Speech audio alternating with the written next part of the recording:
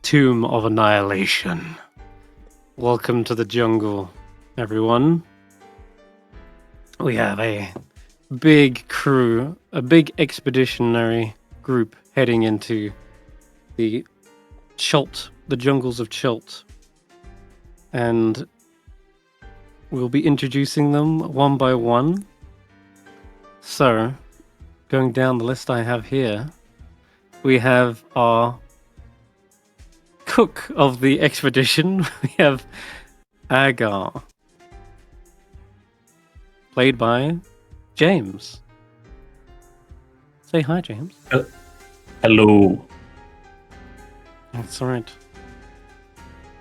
And then we have our doctor of the expedition, Dr. Ivan Cortaxis, played by...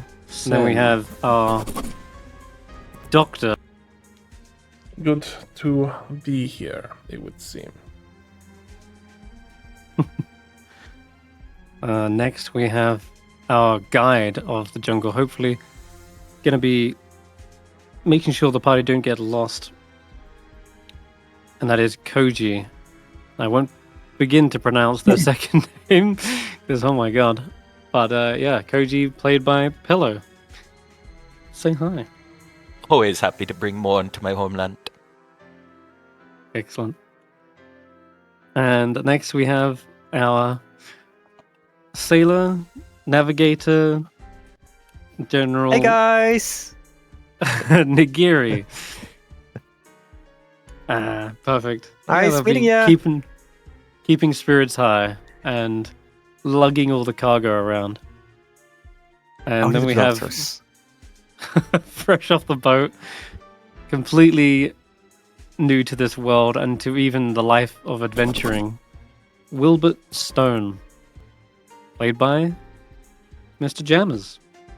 Yeah, I am ready to adventure. Let's go, guys. And last but not least, slinking behind the party, trying to catch up.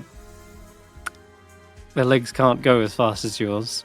We have Dart, played by Bacon. Hey. Nice. Okay. Well, those quick introductions out of the way, we will begin talking about the setting as a whole. And this music is all far too intense. That's better. All right, let's learn a bit about what's going on here. A death curse has befallen everyone who's been raised from the dead. Its victims are rotting away, and all efforts to reverse the decay have failed. Somewhere, these souls of the dead are being stolen, perhaps. Perhaps they're being pulled somewhere. Perhaps they're being disintegrated into nothing. It's unsure where they are or what's happened to them, but they will not return. And some people have reported like there's this entropy in the world that is claiming back what should be dead. And so it has been tasked to you, an expeditionary group, to cut your path through Chult, a mysterious land of volcanoes, jungles, and the ruins of fallen kingdoms. Hopefully, you can find the clues that lead you to the source of this death curse.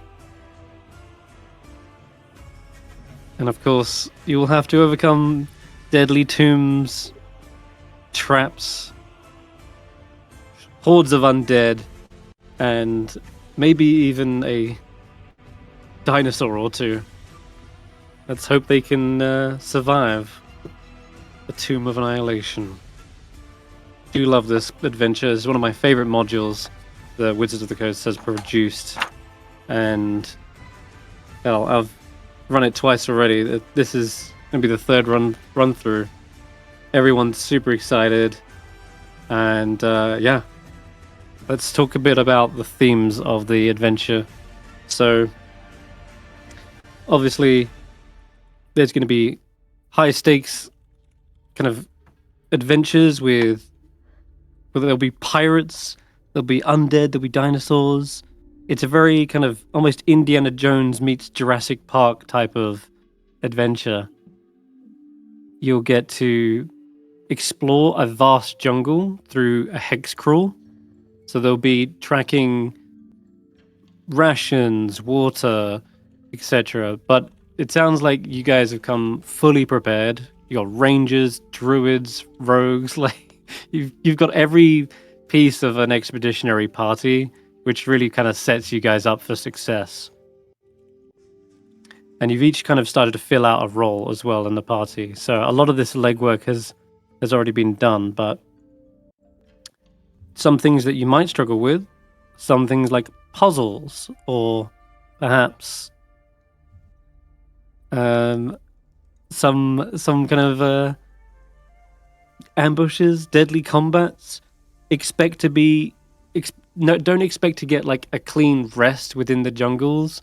It is treacherous out there. There's constant downpour of rain. It's raining like 80% of the time in Schult, and there's biting insects, uncomfortable terrain. So don't expect to just be able to rest out in the jungle. Not going to really happen. I'm just setting that down as a expectation now.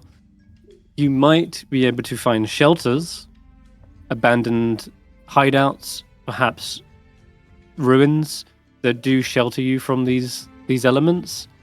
But you can't just go, I'm going to set up a teepee and hope for the best, because a poisonous snake might crawl up your what's it called?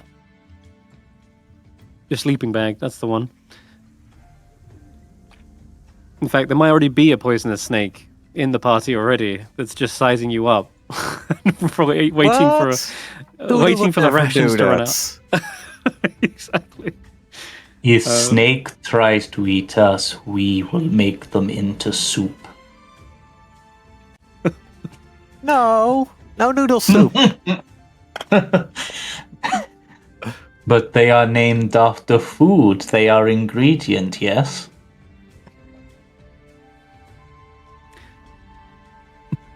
So the main kind of like adventure loop will be you select a location that you want to try and head out to in the jungle that you're aware of.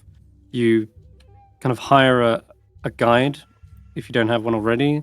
You set out, cut your way through, or sail upriver, and then you complete the location, and then you head back, usually to Port Nyanzaru, and you'll get to learn all about that once you arrive. But we're going to start the adventure on the way there, so you're setting sail to the land. But jungles aren't the only terrain.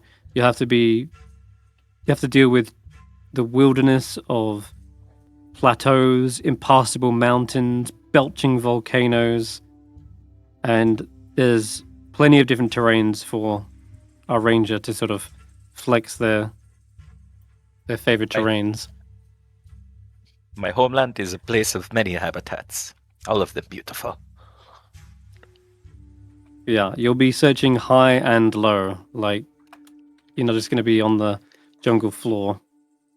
So that's good fun. The adventure is basically for 1 to 12. We're going to go with milestone leveling. It's much easier for me to track. And it will be starting off at level 1, but I'll quickly get you to 3, certainly by the time you're ready for your first proper expedition. Though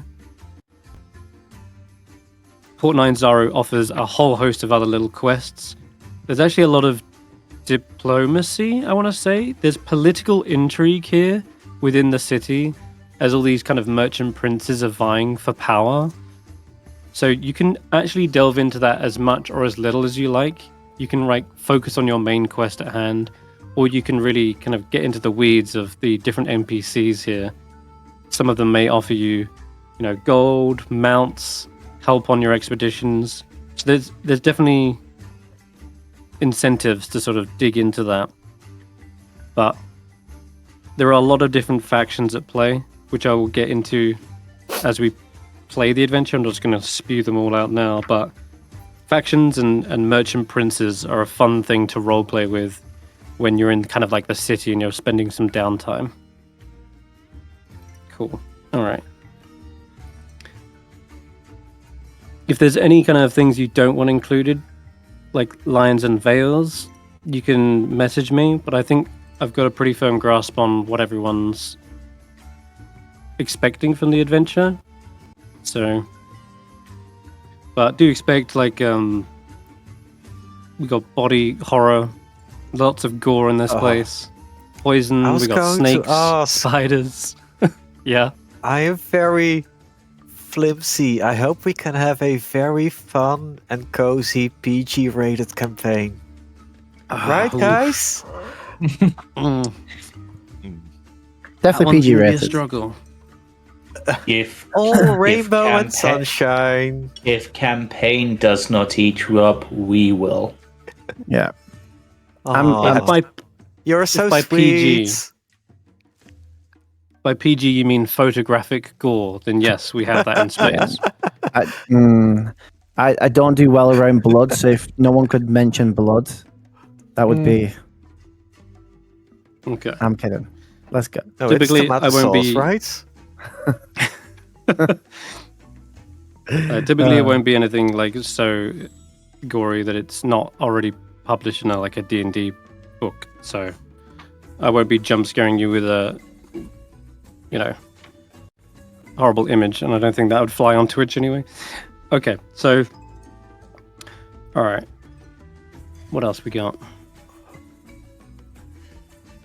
Well, it always roll stats. That's always a fun thing to transition to. But I think we'll do this one by one, so we get to learn a bit about the characters. So, which reminds me, I need to do uploads for your art. Let's grab this then. So, Are we doing the going in the 73 method for this? you've got 3 different options you can do for stats. You can do point buy, you can do a standard array, and lastly 73 method, so you roll for stats. Okay. But I would suggest Chaos. rolling. I think everyone is going for it. There are certain safety measures in place that prevent your stats from being terribly awful or terribly mid. So, and stop them from being ridiculously good as well. So, as we already know, you know how they work. So, Yeah. Legends on the wind of 4 Constitution. Who needs Constitution? Create a folder. Yeah, remember when I Party. rolled 3 18s for a character? Oh god. Roll 1s for the rest. What a good null. Oh, I was there. I remember You were that. Yeah, my stats Alright. bumped up to 3 18s, and then the other 3 were like mid or terrible. One of your stats was just 0. No, I think one of my stats was actually like either 3 or 4. So let's I hear enjoy from the players. Nulls. We're going to start from the same. We're going to start with the cook of the group, and I have the art already on screen. Tell us a little bit about Agar. Here they are. You should see. Yep, that's coming.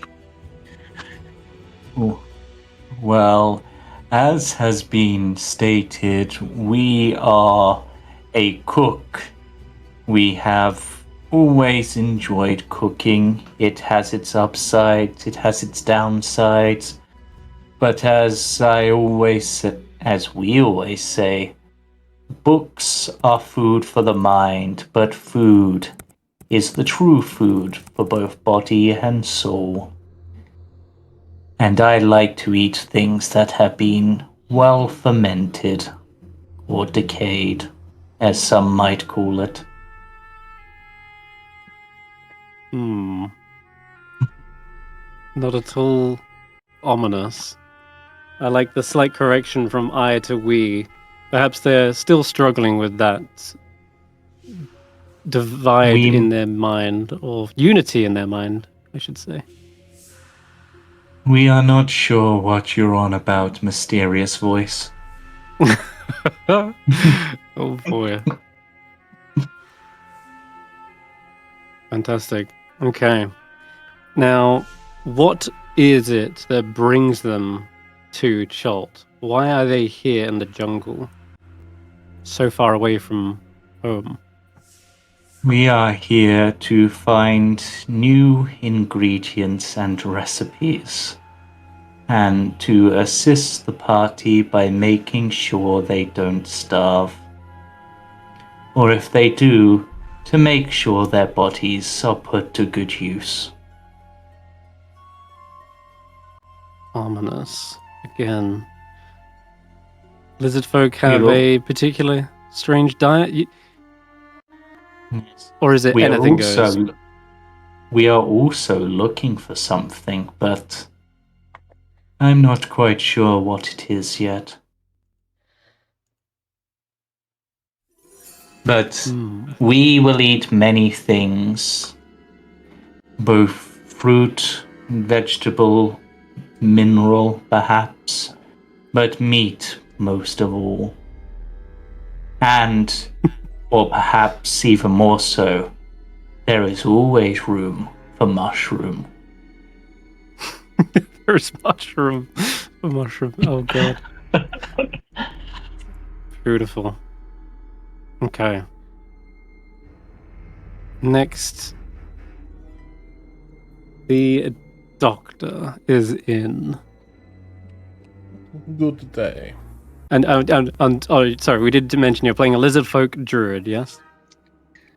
Yes. Okay. We are. Are we going to be rolling the stats in order as we introduce each character? Yes, that's right. Good mention.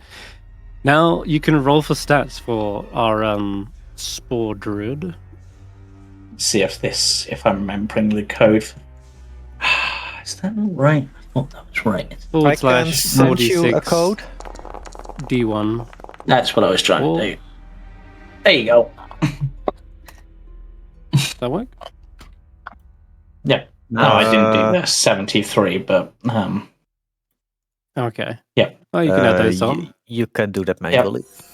28, 35, 45, 55, 61. So the sixth set is a 12. yep. Hmm. Perfect. Not bad. Not bad. Not bad. Yeah, 16 is great. The 7 is a nice dump stat. You can throw that wherever Yeah. you want. Obviously, 16 is probably wisdom, but where are you dumping that 7? I'm curious. Considering a lot of things, I think it's probably going to be charisma. Okay, Sorry, me and a charisma dump stat. that's unfortunate. Yeah. Oh, I think it's the one that makes the most sense for Agar as a character. Hmm. Well, don't forget to also add your species +2, +1 Yeah. stats, or +1, whatever you choose. Yeah. But technically it's from your background, but yeah, either way, you can get those going. All right, as I was saying, yes, the doctor is in. Tell us, Sen, a little bit about Dr. Ivan Cortaxis. Do I begin at the beginning or just recent events? Recent events. As of late, I am employed as a coroner in the Blakely Castle. I ply my research there with a steady scalpel and pull apart tendon and bone to discover exactly what put people to rest. At least that is what most would assume I do. But my research is much deeper than that, as I'm sure we will come to learn. Deeper than most could even understand. or grasp.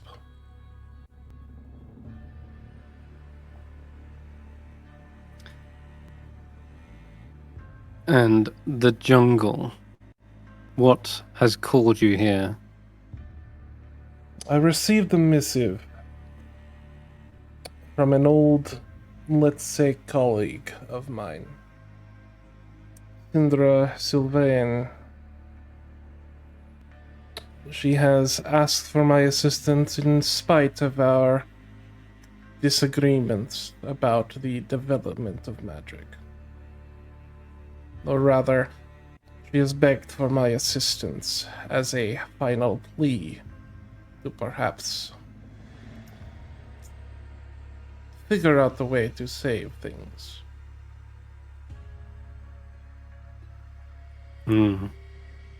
Indeed, it seems even the highest rungs of society, even the most powerful of wizards, are not immune to the death curse. Desperate times call for desperate measures, even if that means contacting old, exiled criminals, or at least, old colleagues, as you put it. Some people have a different opinion as to what happened during your, quote, trial. Excellent. Okay. And let's go to... Who's swinging from the top here? Hold on. Let's change up this. Swinging? Right here. From the top rope. No. Swinging from the rigging comes a... Are we going to have you me can roll my describe them. stat line? Oh, that's stats. Keep forgetting That's those. stats. Let's do your stats. Goodness me. Roll those, please. All We're all right. playing without. I'm too eager. Too Yes, eager. let's see. Dr. Ivan's Oh stats. my, that's a lot of sixes Holy. once. I don't think that worked. No, it did. It did. It did. It worked perfectly. It did not. Okay. Yeah, if you expand it out. Yeah, you expand it. Ooh, Congratulations, Sen. I think you're eligible for a reroll here. Wait, no, you're not. You rolled really No. bad, and as a result, you got an 18. Okay. Yeah. You got really bad rolls. Which is... Oh, God. You got an 18. Okay. So for any viewers watching this and they're wondering how the hell do these stats work? Okay. We roll the first 5 stats as normal, 46 dropping the lowest. But we don't roll the 6th. The 6th is a result of adding the first 5 numbers together and subtracting it from 73. The standard array usually comes with like a total of 72 stats. We give an extra point just because. And effectively, this ensures that everyone has the same stat total, but there's still the chaos and randomness of rolling. And in some cases, if you roll kind of like middling stats, you're eligible for a reroll. In this case, Sen rolled pretty mid numbers, like 9, 11, 10. There are no good bonuses here. So when they subtracted the whole thing, their final number is a whopping 18, which I don't think they could be more pleased with, because that's what they wanted. I think you were saying to me, you just want to roll at least one high number. Well, you didn't roll a single high number, so as a result, the slingshot kind of gives you that number in response for the bad luck prevention. Yes. It works for me. Means that It my works, strength okay. isn't as Which- low as it could be. Which, when Ivan says that works for me, you know that he's actually over the moon. He's ecstatic that he's just got something. The most emotion he's ever showed. That's right. Cool. We should celebrate. Yes, let's celebrate. Let's see who's this salty sailor swinging from the rigging. It's It's Nagiri. hello. I'm There he Nagiri. is. I'm the son of the captain, Captain Freynar. I've been born and raised on the ship. Never met my mother.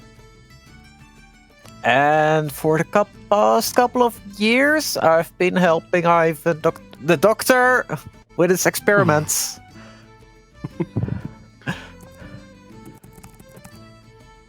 Fantastic. And anything else you want me to add? Yeah, you've been hired by Ivan. That's why you're here Oh my as well. god. Did you roll piss poor as well? Yes. Okay. That's amazing. Well, as a result of your bad luck, you got an 18 as well for your final stat. We truly are. Which again is really good. Really good. Because a sorcerer. Wait, are you definitely a sorcerer or are you a Yes. bard? Yes. Okay, good. You Definitely settled. sorcerer. Yeah. Alright. So our half-orc sorcerer is going to have really high charisma, which is great because you do need a face for the party. I think everyone's quite low on the charisma side. No, if you fit to see. Ooh. Let's see. Oh, I really need my strength. Somewhere's Alright, gonna well be a then. 13. That was short and sweet. Let's Uh-huh. move on to Willbert. Hey, Okay. Oh god, gotta get your art. Hold on. Where are we at? yeah. Yes. Yes, please go ahead though. Tell us about Willbert. So, Wilbert, growing up, had a special dad who would tuck him in at night and tell him stories of adventuring and fighting deadly monsters and saving people. But he was raised as a farmer, and that's all he was meant to be. But he always has aspirations of being an adventurer and getting the applause and saving people. And he becomes an adult and without a word grabs what he can, takes off, maybe leaves a little note for his dad, and is off to find a party. So yeah, good luck to him and whoever he finds to be with for his journey. I normally go with some complicated stuff, but I thought this time I'd stick to a little basic human boy with paladin powers. See how he goes on with those. Makes sense. The humble farmer stepping into a whole new world, a deadly one at that, is a great concept for a character because you're only at level 1. The world is going to shape Willbert more than any other character, I feel. Yeah. And is this his little heraldry? Yeah. So it's his word. He's tried His to paint farm- it himself. His farm's emblem is the badger. And then you've got the emblem of the faiths he believes in, which is nature and sun, so Lathander and Sylvanus. Nice. So, yeah, and this gear, he didn't even leave the farm with. He's just, whatever money he's managed to scrounge, bought himself some armor, and painted it all himself. Yeah, you can definitely tell. It's- Quite look like his dad's armor, but We'll see how long that Yeah. lasts before the rain washes it away. he's got more pants. He's always he's He's- prepared. That's Yeah. He thinks he's prepared. Yeah, he definitely thinks he's prepared. I mean, he also thinks he's an amazing artist. I mean, Oh, great! look at it. He's so naive. I love it. He is And- ready. Oh, I wonder what secrets he will uncover in the jungle, as well as what we will uncover about Willbert. There's always more than meets the eye in the jungle. I'm sure it's the same sentiment when it comes to a lot of these characters. Yeah. What do we get? Oh my god, my drop stat is a 6. Which means you rolled really well. Holy, yeah, you rolled the max you could possibly get. 666 on Willbert. Wow, man, that's good. Wow. Wow. 666. So yeah, you rolled an 18. You just Well- raw dogged that. There's my charisma. Hell yeah. Oh no, Well, no, badgered it, I I don't told know. Zay I was going to drop my charisma. Yeah. I should be truthful to it. As a paladin? Which I'm kidding. I'm kidding. Oh yeah. It's going into charisma, right? intelligence, you mean? How do I... How do I change my scores? That's a fair point. There should be a little lock icon on the top left of your sheet. Click that and you should be able to edit things. Oh, there we go. Nice. Cool. Thank you. Nice. And that's All right. good. Wow. Cool. Where's that 6 going? It is intelligence, right? I'm not. Oh yeah, Is it for right? sure. It's either Okay. intelligence or wisdom. Okay. You It have might be wisdom actually because he's not really been Okay. out in the world, so he's not experienced it. Sure. Yeah, that makes sense as well. That will mean Willbert officially has one of the lowest stats in the pie. Like, not Just totals, just singular stat. Just Oh, wait. just wait. Okay, big. All right. Perfect. Well, that's Willbert, everyone. Can't wait to see what befalls him. I mean, what he gets up to. Sorry. All right, let's go jumping over to Koji. Tell us, what do we see emerge from the jungle tree line? Hello, hiya. I'm Koji. 1 second. 1 second.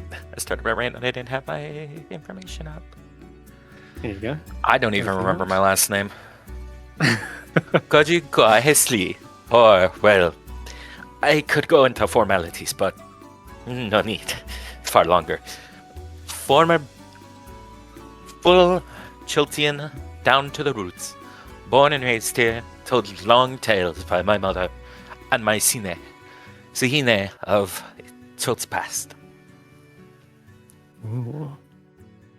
Raised in And- hunting by my forefathers. Give us a little snapshot of Koji, the physical description, because it's quite brightly coloured and compared to most characters. This art. Well, of course, I am rather tall, somewhere around 7 feet. It's been a while since I last checked, but I promised my mother could tell you. Well limbed and adapted to Chult. I spend my days in and out, going around the edges of the forests, marking them down, gazing on the beauty. So intrigued by what lies further that I cannot go on my own. Okay. Beautiful. And you say you've lived here your whole life, so really, rather than ask what brings you to the jungle, rather why are you bringing the party to the jungle? Well, through my father, a tradesman's company, I was told there was an expedition in need of an expert in Chult, and, well, as much as I can help my mother, this seems to be a benefit. More chance to explore Chult, get paid for it, more chances to see the truths that I question. It's a bit truths. selfish, but to make others experience this wonderful land, my home. How Beautiful. led to meet Chult as its true self, to breathe in this living land. It brings me pride. Love it. They are fully buying into the jungle. That is almost like a spiritual connection, you could say. Some truth that they're seeking. We'll see if they find it in the maze of the jungle, or if they keep hitting dead end after dead end. All right. Then Then- too much, lest its beating heart tells you lies. Beautiful. Let's see what your hearty constitution is like. Roll me your stats. Alright. I need to find out how to. Everyone I'm doing it. I put the formula in the chat. In the Discord chat? Yeah. Okay, Alright. perfect. Let me get that.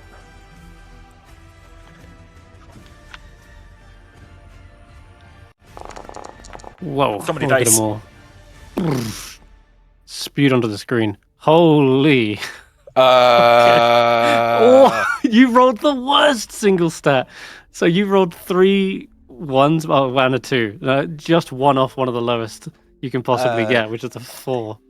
And there's a you're leftover of remaining at the 21. 21, so you've Okay. got 3 you So, can let move me- about, Yeah, I yeah. think. I'll explain. So, in cases where you get extremes, and Koji is an extreme, it seems, you've rolled so low that your total number is 21. Now, you can't stick a 21 in a stat. There is a maximum number that you cap out at, and that is 18. So what happens to the remainder? You've got technically 3 points floating. You can now allocate those 3 points to any stats you would like. Okay, you can maybe change that 13 into a 14. You could maybe make that 4 not so bad after all. But Yeah. it's purely up to you. You can't go above 18, but I don't think you can do that with those remaining 3 anyway. You're also guaranteed the 18. Mm-hmm. You Yes, are guaranteed I an am. 18. You can make On it top 16. of that, you could put... Yeah, you could do a 16, and with a +2 stat from your background, you could even make that 2 18s. Quite good. That is pretty good. But I'm wondering where that 4 is going. You have a crippling weakness Yes. that's for the guide, not such a good thing. I'm wondering where that's going. Oh, that's gonna be a hard thing to thunk. So I can add my natural background bonus of +2 to the 18. You can. You can't roll above an 18, but you can cap it at a 20 during character creation. Just bear in mind that if there's any feats that you plan to take down the line, you can't pick ones that would add to that stat because, well, you've already got it. You're already at So- max. Exactly. So there's benefits to starting at a 20, but there's also downsides in the long run as you end up picking feats that don't quite align with what you want. And that's a warning to everyone as well. If you're deciding to go for a 20, you're kind of you're stopping yourself from picking maybe 2 half feats that are good for, like let's say a martial character, right? Gets an 18, and they want to take like Great Weapon Master and Polar Master. They wouldn't be able to put those +1s into strength because they've already How capped many it at 20. feats are there on average that take dex? Oh, Well, a plenty. few. Plenty. If Except you we have- haven't quite looked at all of them yet, that's fine. You will have the opportunity to change your array around. Like you can reorganize your stats between now and next week. In fact, I'll even offer it probably a second time once you get to like Port 9 Zaro, just so you've had a little bit of a play test with your characters first. So once we're kind of fully into the adventure, once we're like in the thick of it, then I'll say your stats are probably locked in. But yeah, it's a choice to make. Perfect. All right. Then last but not least, I'll work out Dart. those numbers on my side. and oh yeah, you're playing a Sorial Ranger. How everyone's really so in depth in their character they forget to mention their class Sorry. and species. No, No. you're not the yes. only one. Well, I mean, I'm Uh, clearly a bard, but mechanically I'm not. I'm sure we will learn about Oh, yes. that, though. Okay, perfect. Right, Well, I'm Dart. clearly a bard, but I'm obviously not. So I will start us off with Dart, and they are a small little rogue. But it's hard to tell what race they are because they are almost fully masked and covered from head to toe. Bacon, tell us a little bit about Dart. Oh, well, you know, I believe, as the story goes, stowed away on a certain pirate ship. Don't What? know quite whose pirate ship that is. We're a but merchant ship. Well, stowed away on a ship, found his way, all the way to Colt for a particular affliction. Wears a porcelain mask and a face mask. Can't tell what he really looks like. covered up for a reason, but he's got sticky fingers, he's stealthy, he's a little gnome. Gonna get into all sorts of hijinks and shenanigans, hopefully. Steal a bunch of stuff. But we'll see what his ultimate goal on the island is for and why he's... See what he's all about. He does got some magic. Okay. He's a little bit of a trickster. Ooh, love that.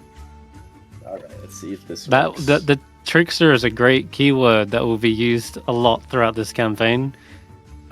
Tricks, puzzles. It's one of the big themes, so you will absolutely fit in great, and plenty of traps for you to disarm. Great role for the Awesome. party.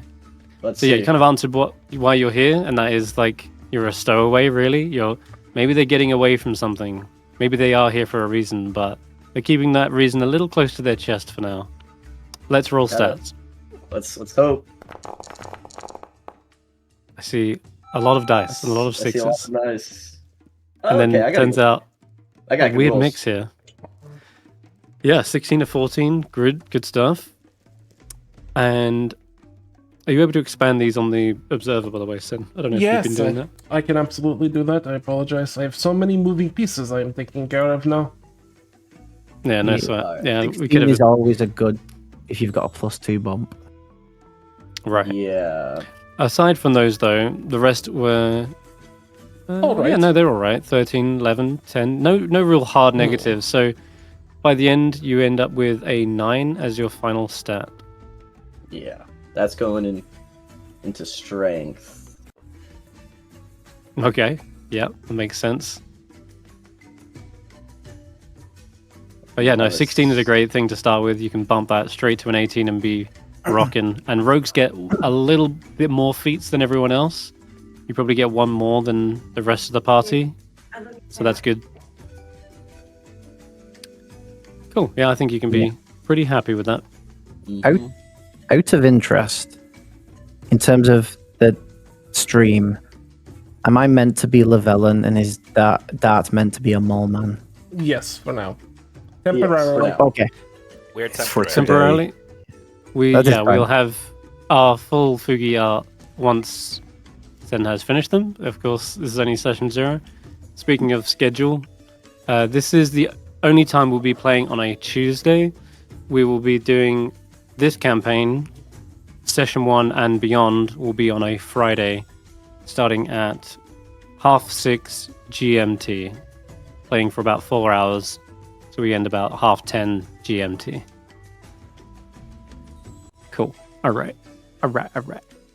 Rolling stats is done. Well, let's go back to the top and do trinkets. Oh god. We get trinkets? Yes. Of course we you get do. trinkets. I didn't know we get trinkets. We get a It's a bear. bubble. Ooh. No, not critical rolls trinket, unfortunately. Do we all Oh, get a think set of of deck pets. Let's start at the I beginning forgot to again. mention my then. pets. Let's figure out what Yeah, sort back of. to the top. Oh, can we not do a reverse order? Can I go first? Well, maybe. All right. The rogue has stolen the turn order. Yes, you can roll and make it a D100. D100. All right. Oh, not a D88? No, Gareth. 100. How did he get in the All boat? right, Is he a let's stowaway see. on the boat? 24. 24 is a broken dinosaur egg that hums whimsically when listened to closely. God, you've been stealing things out of their cradle. Damn, that's Mm-hmm. not nice. Stolen. Okay. Broken dinosaur egg. Interesting. Okay. Then, hello, you can roll me a D100. No. I'm finalizing the setup of my numbers. All right, a 12, 19, 15, a 7, a 12, and an 11. That is technical setup. Okay. So now roll me a D100. In the bottom, you should see the dice tray. I see Oh, I did. 39. Oh, what did you get? 39. 39 is the skull of a velociraptor. How fitting. That's cool. The Velociraptor sauroid finds a skull of a Velociraptor. Yeah. Is it the skull of a family member? Is it the skull of a dinosaur? Who knows? That's your. Koji won't Yeah, tell. that's for you to decide. That's for Are you to you decide.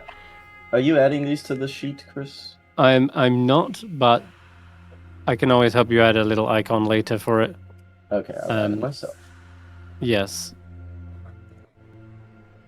For you, I'll just repeat. It's a broken dinosaur egg that hums whimsically when listened to closely. Awesome. Okay. All right. Good dinosaur egg. Reversing. Willbert. Roll me a D100. A D100. Yes. Oh, 94.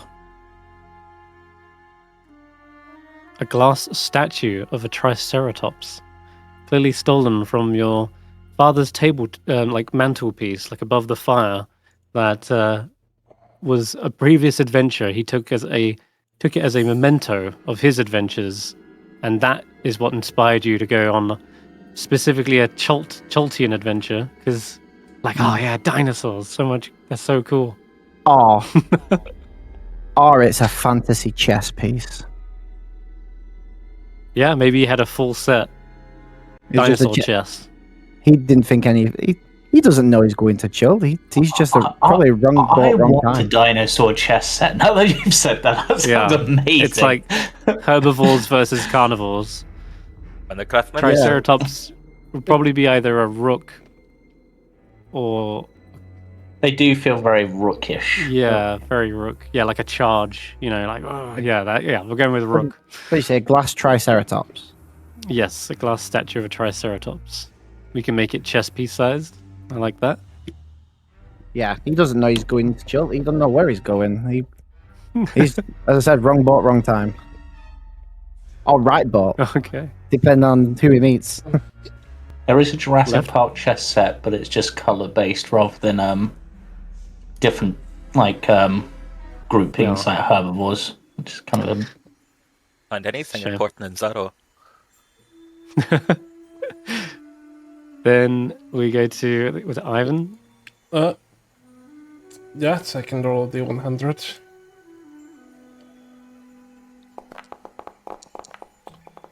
I got the 10. 10 is a colourful wristband depicting a frog eating people. Oh my god. Uh-huh. Where did you get that? I'm jealous. Maybe That's it's Nagiri. mistaken as a frog. Yeah, maybe Nagiri made it for you. That's It was so That's a fun, lost like, over. idea. Oh, Everyone Wait, just went. What Wait, is- how many of you actually know each other already? I know we're going to get everyone, onto but bonds after this. we will Actually, find out, yes. But, Everyone was so displeased by the wristband. what is this, Yes. Nagiri? Why have you handed me this? I thought it's neat. What do you mean? Don't you think it looks anatomically correct? No. Oh no. Oh, It looks nothing like the grung I dissected 3 weeks ago. oh, poor Grum. aw. Okay, I'll do Don't that worry. there next time. I can't say my Love it. joke when I Oh. typed it. I imagine it's, like when you get to Hawaii and they give you like a wreath of flowers. It's like, you've given them each a bracelet, at least the people you know, as a sort of welcome present. Maybe. That's great. All right, then Nagiri, you can roll me the D100 as well. I forgot. 29. 29. You have a fist-sized turtle shell plate with a sun carved on it. Aw. Ooh, No, that's lovely. Wait, doesn't this belong to Wilbur? Maybe. Is- Maybe you can always paint trade. Wait. yeah, he's just taken one of. Yeah, he's just taken one of my plates. It's Prob- a shell plate. Turtle shell plate.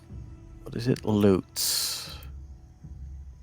Yeah. This is probably loot. before we've officially met. You've probably just stolen it from me. It's not like a plate to eat off of. It's one of the plates from a shell. You know, the sections. Yeah, that are it's the sticking turtle out? shell. It's the Yeah. one of the section of the turtle shell. Oh, You could that's use it different. as a plate, but Like- otherwise you could use it as It's very small though. not right. got it from Fist-sized. Willbert then. Yeah, Yeah, you're you right. could use it. You could use it as like a saucer It's a coaster. Yeah, it's a coaster. or a coaster. A flying saucer. By the crispy. something like that. Oh wait, it's fist-sized. Should be with a Fist-sized dash hyphen. Yeah, that's it. hyphen. That's the word. Turtle shell. Shell plate with a sun carved on it. Now, Oh, there's yeah. any number of places you could have Yeah. gotten this. I will leave you to kind of come up with your own story, but because you're so well traveled and you've hopped so many different islands, which could be from Chol itself, could be from anywhere. It could be from Chilled. It could be from. Do the Moonshade Owls exist? Could be from the Clove They do. Coast. They're north So- of you, I think. So are we measuring in fists? Yeah. Like, is Wilbert's sword like at least 5 fists long? Americans Is will that- use anything but the metric system, won't they? Is that? I is that mean, what to it be is? honest, if feet is a measurement, then fist it almost makes sense. And they Because do some measure is- horses in hands. We've got to travel to this place. It's at least 2,474 fists long. We are in Cholt now. Make a- We measure by dinosaurs per jungle tree. I'm going to make a fist-sized bruise on your arm in a minute. Okay. All right, let's move on to Agar. Agar. You get to go. Yeah, D100, please. Ooh, One. 1. Oh, 1. yep. This is the head of a Yalakwa. Now, I'm clearly butchering this. It's a very short spear, and in fact, hold on, I've got a pronunciation guide on the start of this book. If it's the tip of it, then yeah, it's going to be like a sharp metallic object. Maybe you use it for like skewers. Use it as a Yep. paring Or knife. yep. Yeah, it is. How would you One spell thing it? that's okay. So it's spelled YK Yep. LWA. Okay. Nope, just 1K. No, that was bad. It's the one thing that's not in the pronunciation guide. How about that? Oh wow, the head of one of those is bloody massive. Almost That's 1.5 how- feet. Made of a strange metal, though. That It's is what's interesting about this. Yikulwa, apparently is how it's pronounced. Yikulwa. Yikulwa. Yeah. There you go. Cool. Made of a strange metal, you see. Yes. I have some clues in my head already as to what that strange metal is, but might discover it sooner than later, actually. Interesting. All right. So, Is there a mentioned campaign where I was bonds. having to do with strange metals? maybe. Recently, yes. Metal.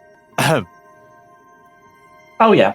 Icewind Dale, I was dealing with strange metals, wasn't I? Yeah. Oh, yes. Shardlin. God. Does this work? Well, That shows up.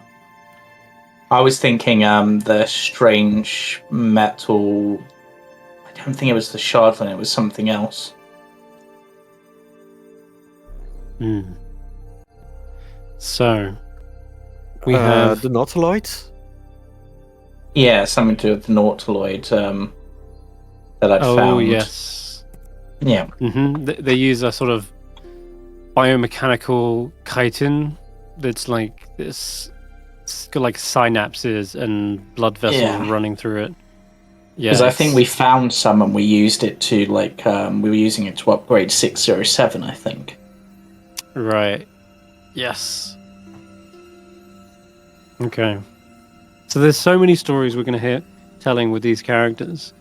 Like Agar, who's on this quest of, I guess, self-discovery, is a general sense that they wish to explore, find all sorts of delicacies. Dart is either on the run or keeping some sort of secret. Ivan is a story about ambition and maybe even redemption in a weird, twisted sense. We got Koji, who's seeking a deep and a noble truth about the world and about the jungle. Nagiri, you're here for keeping spirits high. You're here to celebrate the adventure that is life. And Nagiri, well, we'll see if there's anything that could possibly bring their spirits down. I'm sure they're going to have their own challenges that they have to face. I don't want to spoil anything too much, but yeah. And then Willbert, also a sort of adventure about proving oneself and making a name for yourself as well. You're sort of trying to fill your father's boots in a way. So how do these stories cross paths? How do they all interconnect? We're going to go one by one, and we're going to create at least 2 bonds. There can be more, but just to keep things like bouncing between you guys, we're going to go with 2 just to start with. And we'll start back up at the top. Agar, what bonds and connections do you seek with the other parties? Have you got anything right off get-go? Yeah. No. So the main thing in terms of already established bonds is that Agar was at one point a guest lecturer at Ivan's school, teaching poisons. Yes. And beyond herbal, that, beyond that just happenstance of you've crossed paths. What's really? Let's dig in and figure out what's the relationship there. Do you see Ivan as a prodigy and one who you would gladly offer the knowledge to continue this profession? Yes. So Ivan would have been Very young. definitely, When we met. young. Yeah. Would Ivan have been like, I suppose, young even for like the age of like his class? Like I'm imagining him as like maybe skipped a few years or something in the class. When he began whenever he began his medical studies, he would have been approximately 13 years old. Yeah.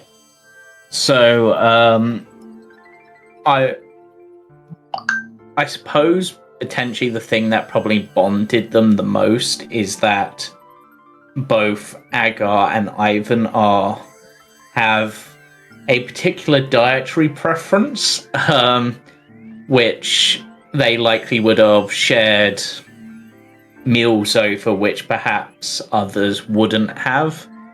I believe Like, there was a I would stint have- as well where you were hired to be the chef at Ivan's estate for a short while Yes. as well. Yes, that is true. I was also hired as the chef. So I've got quite a few strong bonds with Ivan, at least, both as a teacher and a chef, and I suppose even more like a direct mentor figure, like a tutor maybe. Mm-hmm. So that kind of odd appetite may have shunned you a little bit from other species, like, you know, the typical humans you would find, kind of forcing you onto the same table. You grew a bond both in class and outside as well, kind of becoming fast friends. And that's interesting, because Ivan doesn't have many of those, and to kind of have someone a little bit like a connection from home is an important touchstone for Ivan. So that actually works well. Okay, how would you word that then? You see them as a... Do you still see them as a student, or do you think they have surpassed the master? Have they? I think whilst they have excelled in many fields, like the mushroom, there is always room to grow. Perfect. Okay. So you've got, would you say, quite a lot of respect for Ivan's capabilities, but also you wish to oversee their growth. You're going to see them as your own little project, maybe. Yes. Okay, that's good. Interesting. That having Ivan having a supportive character is also quite important for them, I think. Someone who encourages their studies and nurtures their mind is actually a very good bond. All right, perfect. Yeah. And they also James? have the nickname for them, Little Bird. Oh, okay. That's all good stuff. I love that. Mm-hmm. I have a suggestion for your proverb. Yep. Like a mushroom, there is always much room for growth. Yeah. Love that. Yeah. You're welcome. Please add that to your bonds on your character sheet for me. Yep. I'll do that now. Okay. For people that are viewing, yes, this is gonna be a campaign full of puns. You will be warned, and no, we are not sorry. No apologies. No. Good stuff. All right. What's the next party member you might have are you being drawn to? Do you feel like there's a connection already there? Or there doesn't have to be something that you work with. It can also be something that butts heads. Like, I want to show this person the truth, or I want to convert this person. And it could I'm be actually not sure some of the others. I mean, Okay. I mean, there's obviously sort of the natural draw to other reptilian-like folk, purely because, species stick together to some extent, but can't really... If you can't think of one right now, that's okay. We can loop back around. I mean, I don't know whether it would be strong enough to be a bond, but I would imagine with, I think it was Koji that's the guide, because they are the guide, that might be someone that Agar would somewhat latch onto for information to find, like, the best places to eat, the best place for ingredients, or the best place to grow things. Okay. What do you think of that?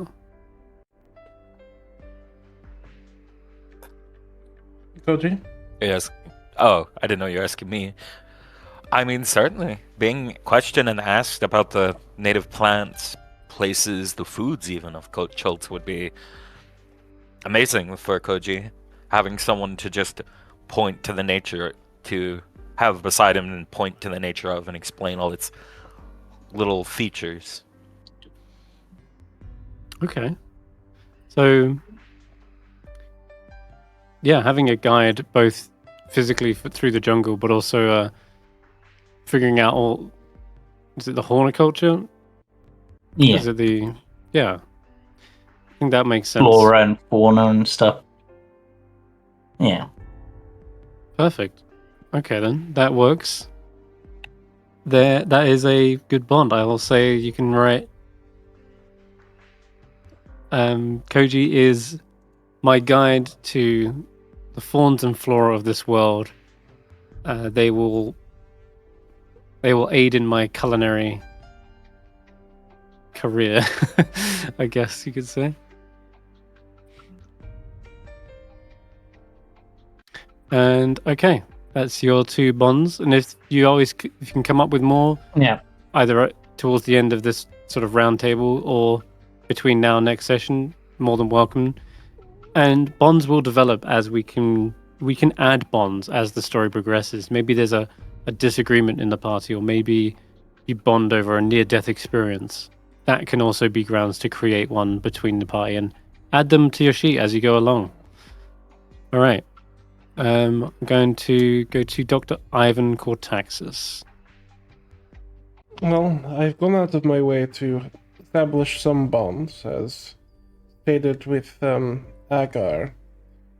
He was a early experience of someone who considered me worthwhile outside of my parents. And to have a familiar face is one that, though unstated, Ivan would likely respect. I do have some relationships that have been established and mentioned, though I think it would be more prevalent to discuss those during maybe their moments to speak. But one that I think is more interesting is I have had a passing relationship with Willbert. Oh, yes. You see, despite our somewhat small difference in age, as a young learning apprentice doctor, I was with my father for some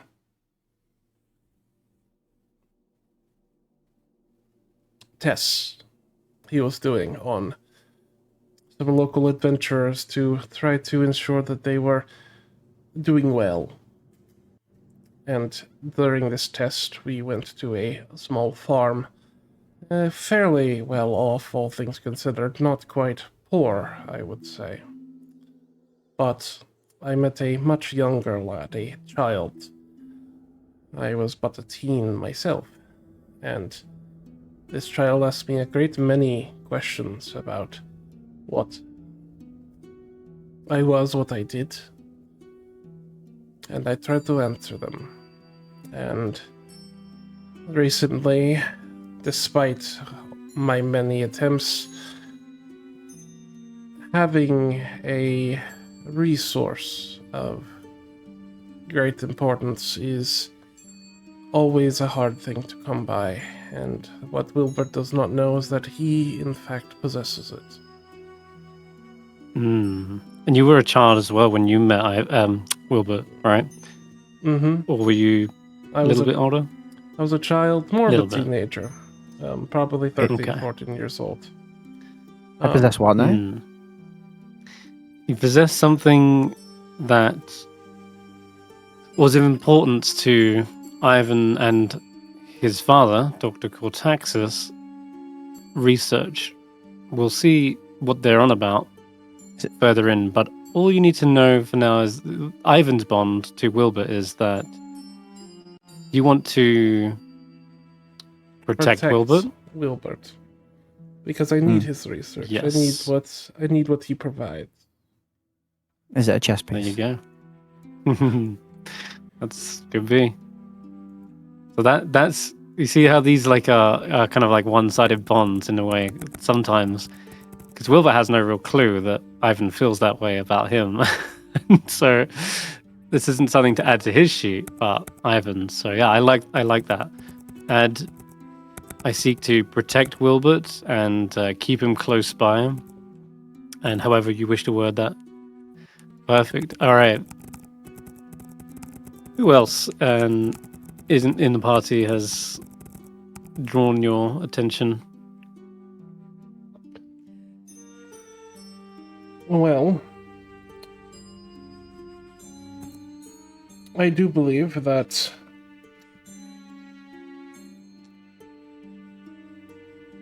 there's a great deal of connection between me and Nagiri as well. He is my assistant. You rang? An assistant of the last few months or years. Due to It's past few years. Yes. Originally just I already providing a said I was service. sorry about that shipment. But it was a very expensive shipment, Nagiri. Hard to come by. People would have died otherwise. Uh-oh.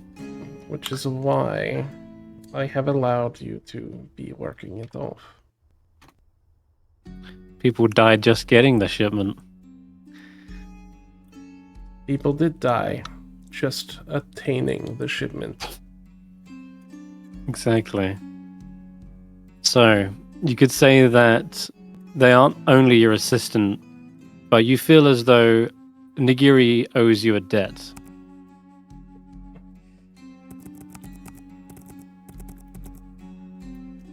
And they intend to pay that off over the course of this adventure. That's kind of a pairing, that bond, like a mutual kind of agreement. So this is probably going to be one you write on your own sheet. But yeah, in fact, let's use that as a transition to go to Nagiri.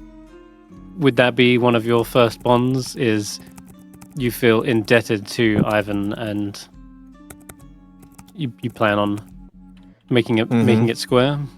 Okay. Yeah. Yes, that unfortunate accident with the shipment. They was it the rocky wave? Was it the waves? Was it the What's the thing called again? The windfall?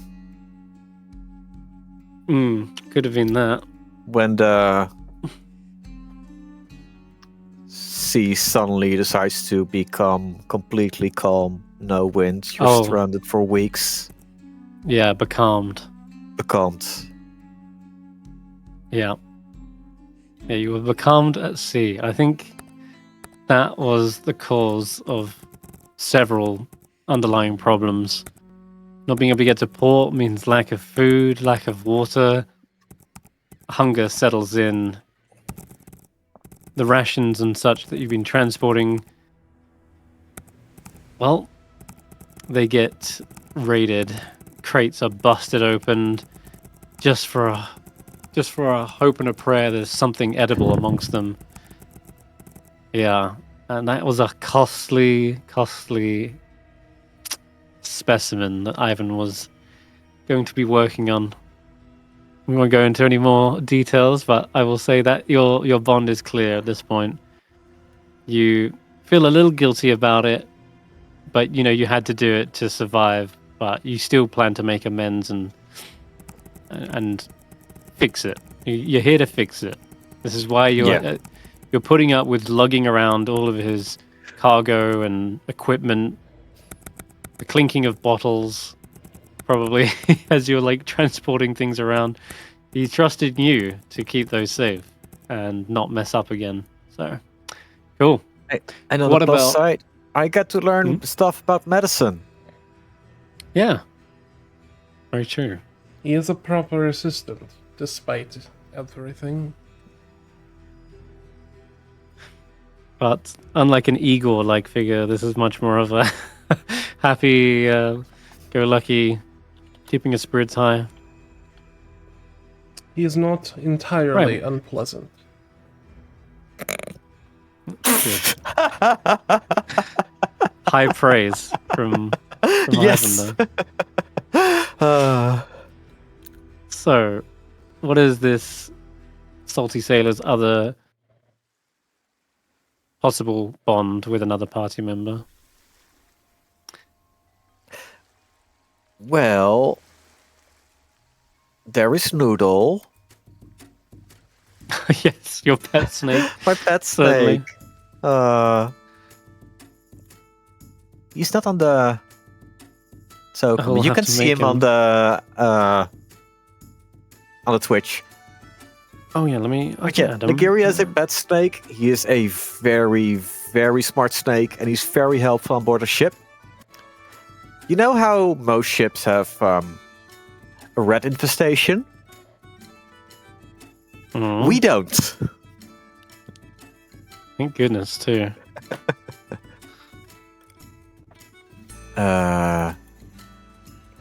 Oh, yeah. Talking about Here rats. you go. Here's I some- did find one. a couple of years ago on the ship. A rather large one, right? Darts? Oh, yes. Well, I would say it would have been just this trip to Wait, is it too Cholt, much? this most recent one. I have joined, and I do believe you caught me, but let me lay low. Yeah. Oh, We're so you're cool. vouching for them? I kept secret about him. I made sure he had the rations he needed. That's also So no why one- I did Oh my enough to have the God. rations. So wait, no one knows the darts are stowaway except you. That Is that what you're depends. saying? If Dart wants to work on the ship, then I would have brought it up with my father. Okay. I don't. I just want to stay Then hidden. then no one knows he was there. Do you like that idea? That you're basically you've got a secret with Nagiri. Like there's a certain trust that he won't kind of rat you out. Mm-hmm. There might be some raised eyebrows, like, wait, I don't remember you at port, and there might be some suspicions, but Nagiri's sort of the one who covers for you every time. It saves your bacon. Ah. Yep. Okay, one. cool. Thanks. So, all right, so that'll cause less of a direct confrontation with you and the rest of the party, so that you're not branded as, oh, it's the stowaway. You're more of like a little bit more of an enigma amongst the group, more of a, I don't remember you, but then again, you're covering your face, so would I have seen you anyway? Like that's, yeah, more of an oddity. How did you get here, kind of thing. And maybe you have to come up with a cover story for that, but if you want to have that kind of dynamic with the rest of the crew and the party, we can run with that. Mm-hmm. Okay, cool. Yeah, write down that you're covering for Dart. You've got a certain sense of sympathy for their situation, and you expect that there is definitely a reason for why they're stowing away. But you don't sense a malicious reason. Yeah, exactly. There's a sense of sympathy for him. Cool, I like that. Gary is puts a lot of trust in people. He looks on the good side of humanity. It seems that's cool. All right. No, that's Willbert. I prefer which is the who we're term coming to next. friendly.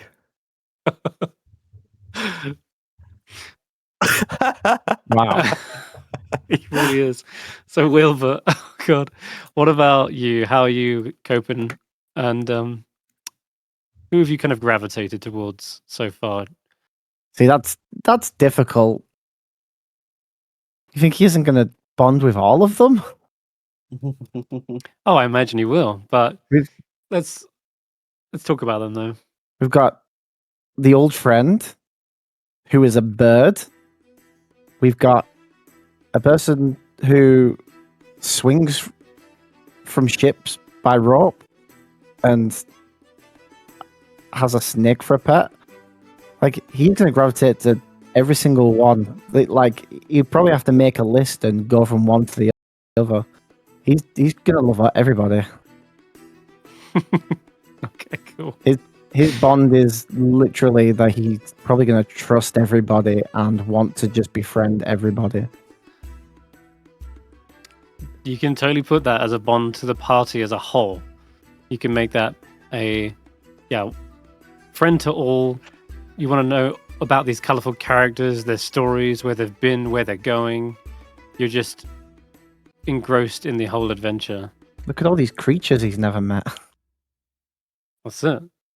Write down that as a bond on your character sheet, please. Bond.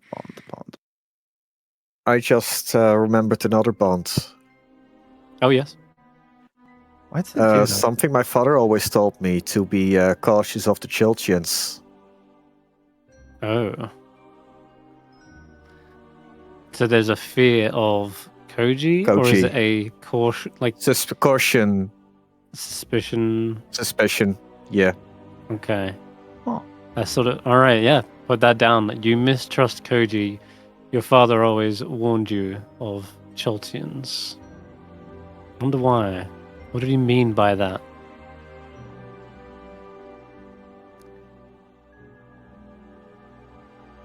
So, cool. All right, and then, so Willbert, what about like, who do you want to start with? You say you're going to gravitate to everyone.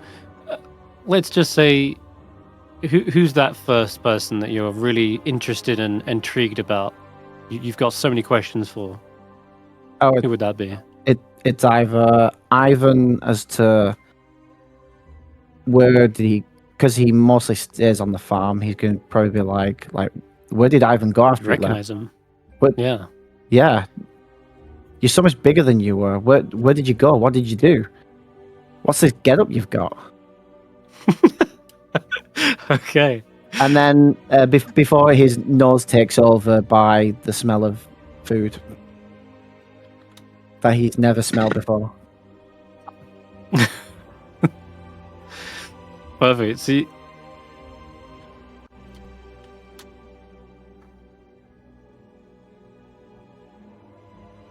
Let's call We it a will life have- experience. Probably. Well, test We will survival have to. We will have to expand their palate and test their constitution thoroughly. Excited for you all to try some spices. love that. So write down something like, I have 100 questions for Ivan. It's been so long, and they look so different. And maybe part of you is wondering how you will end up. Like, how will you change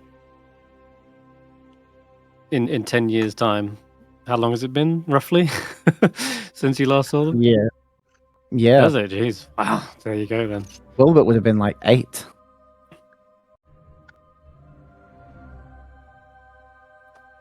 And then There I'll you go, then.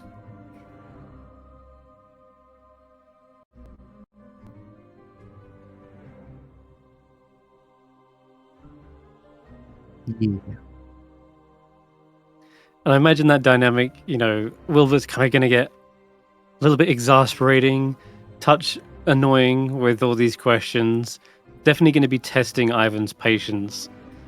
And it's the reason why we talk about these bonds here in session 1, so that we know if Ivan's coming across as impatient or snappy or short with Willbert, that's intentional. It is meant to be in character. They're not. They want that dynamic. They want that bond to be a kind of freighting one for a little bit. But maybe there are some genuine questions that Willbert has that are thought-provoking for Ivan, unwittingly stumbling in on some deeper things. And maybe Ivan answers them in very vague and ominous ways, I imagine. Just mid-conversation, just like, Ivan, is your beak meant to click like that? Yeah. Only when he's disappointed in you. I know. I can tell. Uh, Oh, God. Love it. um, Okay. Nice. and then for another one, I've put for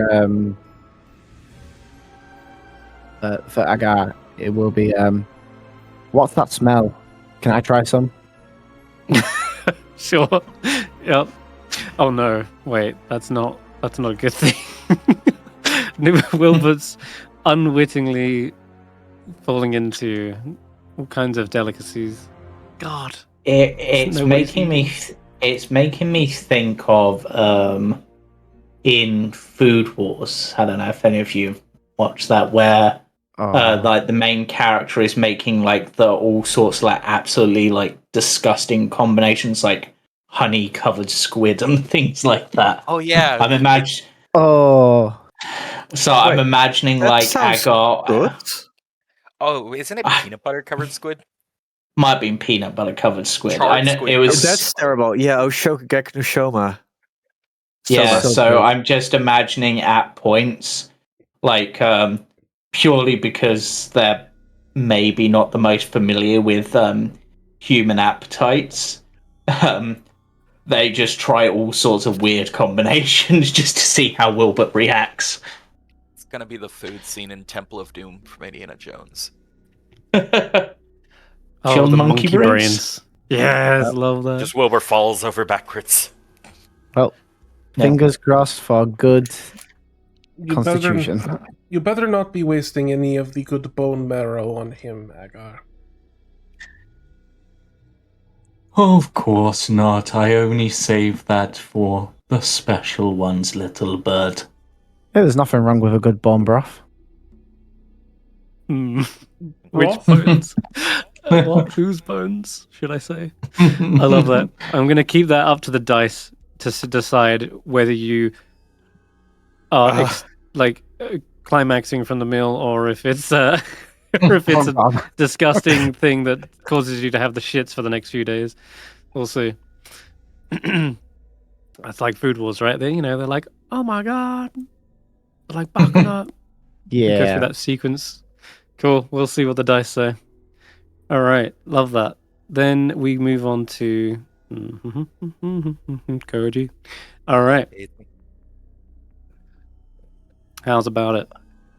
Who in the All crew are you adamant to teach about your world? I mean, there's the inverse, of course, of Agar's bond to me.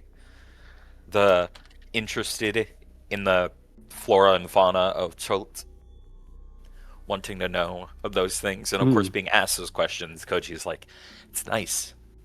I get to describe all these things I've just come to know and learn. Yeah. They say teaching is another form of learning. So, yeah. Someone interested in something, Koji just knowing about the land of Chult to him is just like, if I didn't, I'd feel a fool. This is my home, and I treat it as if I'm a part of the system.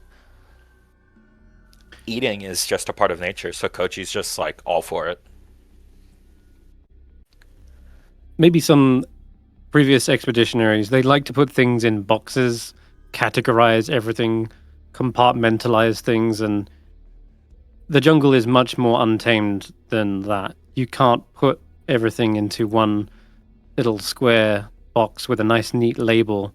And Can't poke it, dissect it, and break it down to these small little parts. yeah.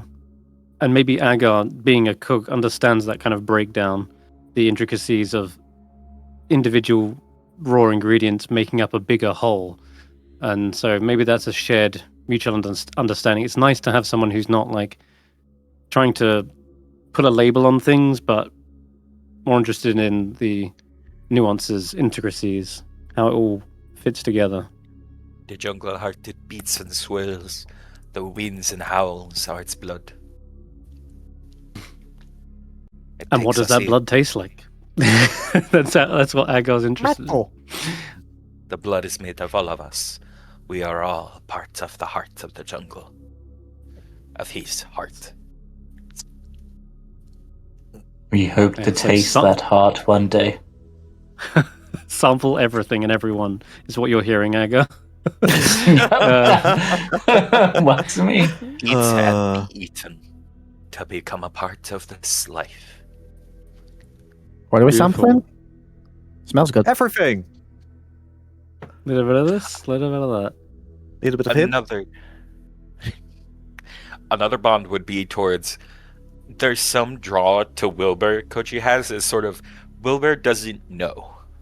Willbert is the definition of a blank page in his eyes. He's at the start of the maze.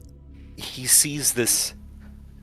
He views Willbert in not a diminutive sense, sort of like he has childlike wonder about a world he knows nothing of.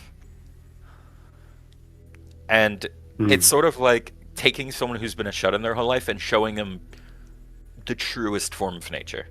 To Koji, Chult is the purest of nature. Nowhere in the world gets quite like Chult does. So to show someone who has no experience to a maze of ever beating life every inch of the country. Yeah. It's got to be the furthest extreme from a farm you can get. Yeah. So I'm the tourist and he's the tour guide. Koji does sometimes have a negative opinion of touristy people who try to claim they know it all already, or get dismissive. But from Willbert, he doesn't get this arrogance like, I know the world. He gets, I'm intrigued. Oh, hell yeah. Okay. So you can put, you wish to guide Willbert, perhaps even train them in the survival aspects of the jungle, and it's to capture the essence of seeing someone's exposure to this world for the first time. Because Koji can never get that back. He knows it all, or tries to. Yes. It's refreshing. Willbert is refreshing in that, he's new to the world, and it's their first exposure to it. It is a bond he has with all the party of this is your first true exposure to the beating heart of life that is Chult, or is within Chult. Willbert is just the highest point of that. Yeah, absolutely. Agar isn't as high on the list. Agar has some knowledge of nature, so it's just like, this is a new flavor of what you're familiar with, perhaps. But Willbert's just like, there's no carrot, just plain carrots and potatoes and tilled fields here. Cool. Koji really embodying that sort of guide and teacher type of role. They want to share everything they have and all their knowledge with the world. Excellent. Yeah, you can put that down as your bond, however you wish to word it. I'll put that as a bond for the whole party, though, is more or less wanting to expose people to my homeland. 100%. I guess that actually makes... Oh, sorry. You can add something if you want. I was going to say that sort of overlaps Agar's bond and that bond as sort of the wanting to teach people or show them Chult. Yeah, in a way. There is some other ones, maybe that come through intuition. I will say there is some vibes he gets from some of the party members. He's intrigued. Something intrigues him about that doctor. Something intrigues him about that half-orc. Okay. So you're, in the same vein, trying to seek the truths of the jungle. Maybe there's a truth to be discovered about Ivan and Nagiri. You've come to smell You can certainly add that. Koji's come to smell out the ways that nature flows. Something feels different about those two. Yes, their scent there is off. The river has been diverted. Ooh, I like that. Yeah, add that. That's good. Alright. Whilst you write that down, we'll move on to Dart. Alright. So I think the connection with Nagiri is pretty cool. Helped him stay hidden on the ship and helped him accomplish his goal of reaching the cult. So Dart definitely feels like he owes a debt. Not like owes a debt, but he wants to... he has earned Dart's trust and he wants to help Nagiri as much as he can to repay him for his kindness. And then probably the other bond will be a crippling fear of Ivan. He doesn't want anything he doesn't want Ivan any close to him. He doesn't want any medical procedures. He doesn't want...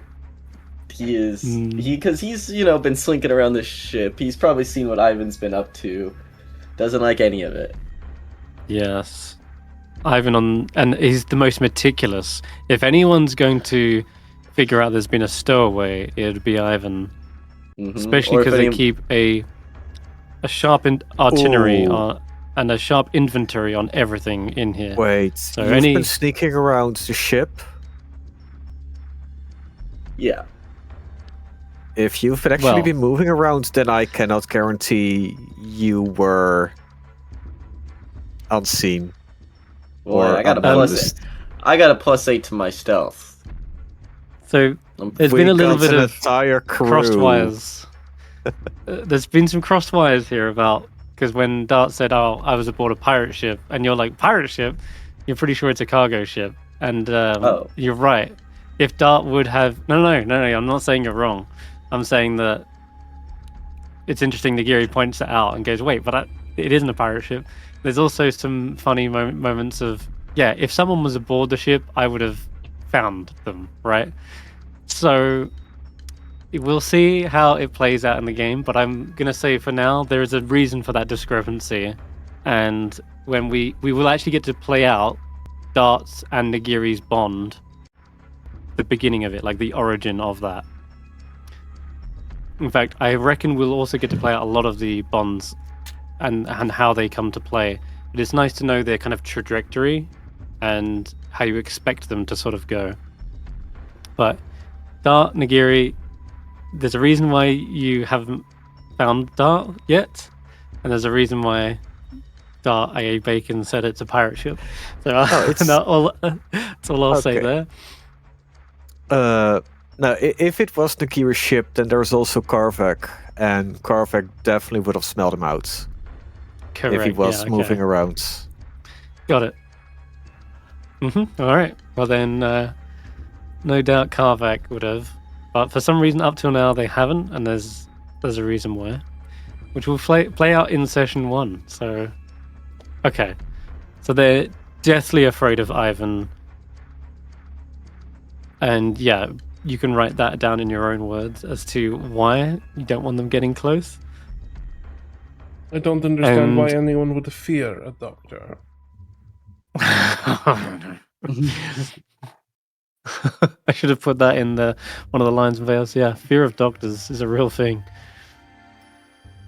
But yeah, we've kind of got one that's unavoidable. Mm-hmm. All right. Who else was it you had a bond with? Oh, Nagiri and Ivan. Okay. So So for the rest of the party members, I can't think of a particular reason why I would have a bond before meeting them. Just off Can the you top of my imagine head. one in the far-flung future? Because we have a character here, Dart, and it's important to bring these up in session 0 so that we kind of we've established that Dart is a character that's trying to keep to themselves, trying to keep hidden, and for the most part, would you say your character doesn't want to interact with others, right? Like your character, At least Dart just as the person. no, as like he has no problem like being friends with people. No Okay. problem when it comes to that. He just doesn't want. He's just secretive about his own past. Yeah, he's just like, I'll help you guys. We'll be friends, but everything about me is mine. Don't worry about that. Now, you as a player, do you want players to discover that and to pry that slowly from Dart?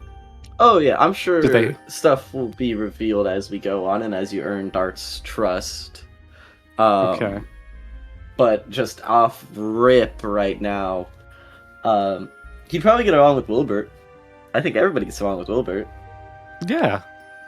Yeah. I misspelt Wilbur, by the way. Is it double L or one L? Oh, it is double L, and there's a reason for it. Oh, yeah. I've been putting it single L this whole time. Oh, well. Perfect. So then everyone is on board with that idea, and that to really get to know Dart, you will have to earn his trust first. Does that make sense, everyone? Cool. For sure.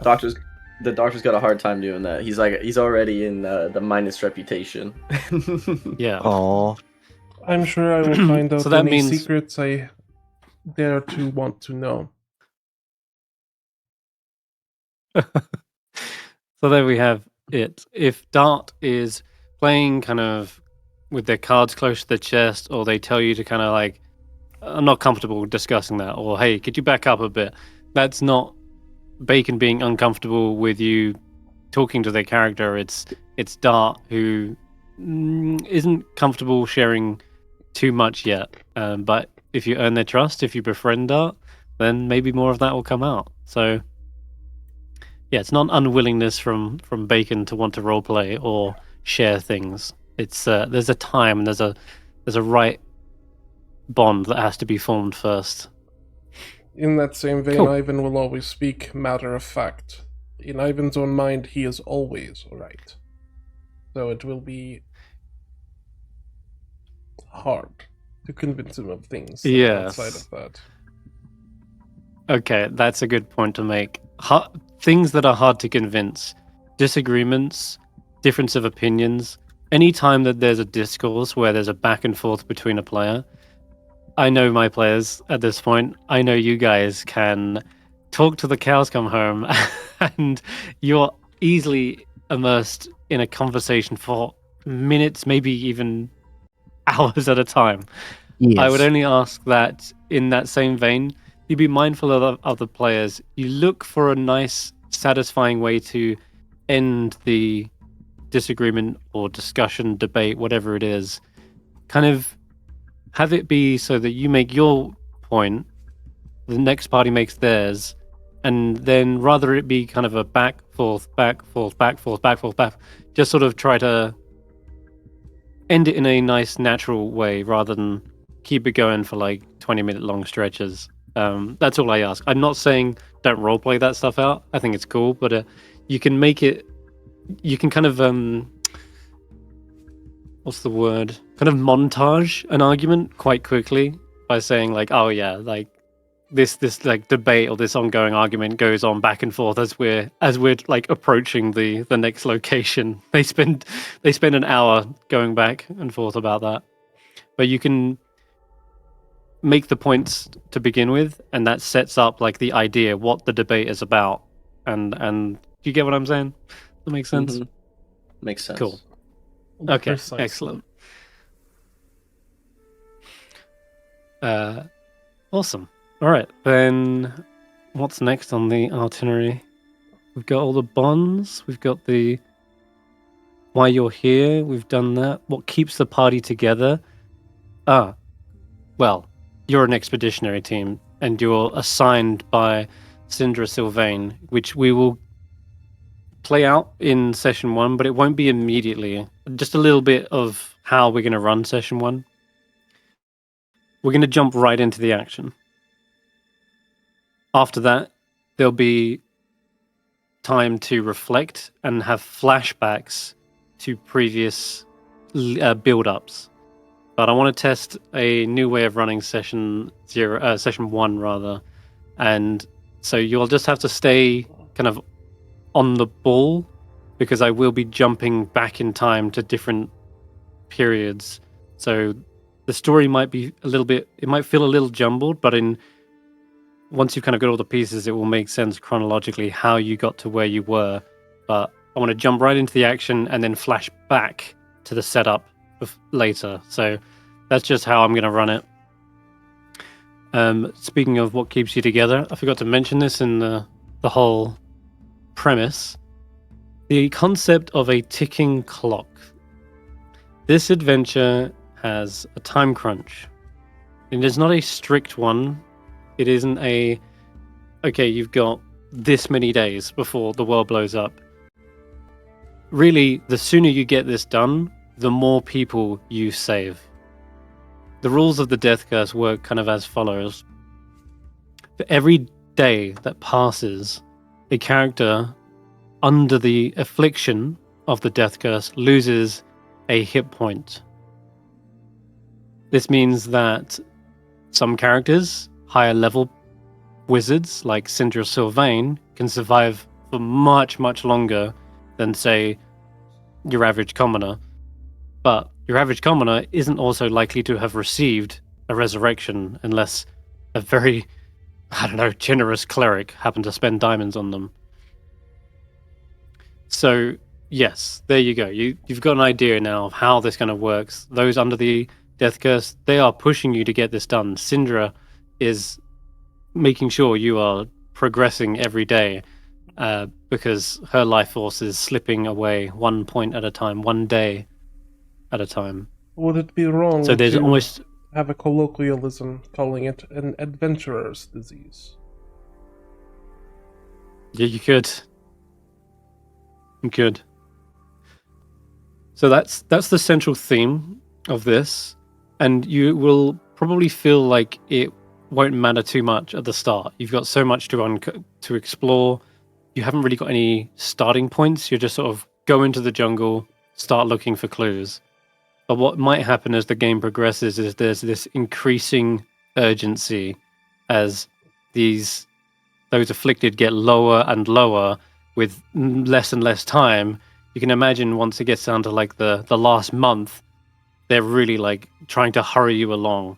So that's going to be interesting and a fun. It's supposed to be a fun part of the game. I don't want it to feel like you're having to rush. I don't want you to feel like you're going to have to miss things. You want us to communicate Ultimately, if we're feeling that way. Yeah, exactly. So, yeah, it's just a thing to mention up front that I don't want you guys to feel like you have to rush through the adventure. I don't want to force that upon you, but it's a vague ticking clock in the background, and your patron, this Syndra Sylvain, is the one who's actually under the time crunch. Nothing happens to you guys if you run out of time, if you take too long, or if you get lost. It's only to the others who have hired you. It's only to the world. So there you go. That's the urgency of a ticking clock explained. Cool. What else? Da-da-da. Just if we take too long, then we won't get paid. Not That's all. necessarily the case. Okay. And yeah, either maybe you find ways to stall that. Maybe you find ways to lessen the affliction. That's an option. You have a doctor, one who is well versed in both arcane and the medicines of the world. We'll see. But one thing is for certain, whatever is causing it has been traced back here to Chult. They believe the answer lies somewhere in the depths of the jungle, maybe within some kind of tomb. One hopes it is not too late before all the souls are annihilated. Annihilation. There it is. So, okay, cool.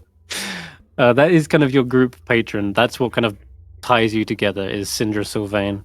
You'll learn about her in session 1, but it's what the group has been hired by, and it's what is your shared goal in this adventure. All right. Oops. Any other little quick questions before We're we gonna move on? We're going to run a test combat. I think we can. We can do something. Fight! Fight, they say.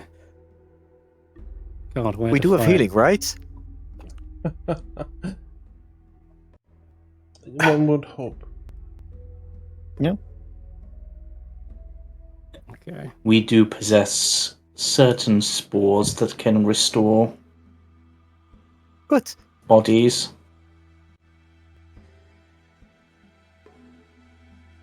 Yeah, I guess we've talked at length out of game about the roles in the party, but that's an important thing to just cover once again. We got Koji, who's like our native guide to the world. They're going to be feeling that as a damage dealer, nature specialist, navigator through the jungles, and such. Anything you want to add to that as well? You've got some healing, right? Foraging. Oh, Billo? Sorry. That's all right. I think I covered everything, though. But yeah, that's kind of Koji's role, right? Yes. And you're a mix of both range and melee damage? You Yeah. can kind of interchange? What's your preferred, though? I have yet to encounter preferred, as I haven't done much with range damage before playing D&D. So it's simply Okay. something that's going to be based on the enemy, fill in what's needed. Good. Okay. Yeah, and that's important context in session 0 is there's going to be a lot of learning for for Pello as a player. So I just ask everyone else to have the patience just as they learn the intricacies of Foundry. It's a monster in of itself. So I will help you step by step each way, and if there's something you're not sure about, feel free to pause and ask a question. Speaking of which, raising a hand, I think, is that working? Yeah, it is. Oh, that's what that ding was. Oh, God. Okay, I'm turning off the sound effect for that, but yeah, well, you can press H at any time. That'll raise a hand. Okay, cool. I'll be. What was I going to do? Random battle map, that was what? I'll Yeah. actually be one moment about something. No, that's okay. All right, and then Dr. Ivan, their role in the party is as I heard the ding testing. Okay, as the healer. I am a healer, a doctor, but I am not simply one to fix things. What's that mean? What do you mean? Meaning I will be dealing damage. I will be able to deal damage both in melee or range, depending on which I decide, and I will be a fairly aggressively capable character. But I'm a support primarily. Support. Good. Okay. Speaking of supports, Agar's role, like mechanically, and Yeah. And the So, I party. mean, Agar is obviously partially to do with making sure people survive purely in the wilderness through keeping their bellies full. But, I mean, in combat, they do have some healing capability. They have some damaging capability. They're primarily going to be up front, but they do have a couple of ranged things, mostly inflicting like poisons and building on that. Agar, being a druid, is probably the most versatile in the group. Mhm. They are like a Swiss Army knife. Druids can do everything: damage, control, exploration, healing, you Yeah. name it. So, but your position really. Yeah, go ahead. Yeah, I've kind of got a mix of that. At the moment, it's a default. I've just got Healing Word, Good Berry, Lose the Path, and Envenom as my main spells that I've got prepared. And then my cantrips are Bacterial Barrage, Message, and Shillelagh. So I've kind of got a good mix. Love it. Yep. Okay, perfect. Then expect any kind of situation you're able to adapt to. Okay. And Nagiri, what is your role in the party? Keeping up the spirits and being a menace to the opponents. A menace, eh? I can mean, be a nightmare if damage? you don't like me. Oh, that that as well. Okay.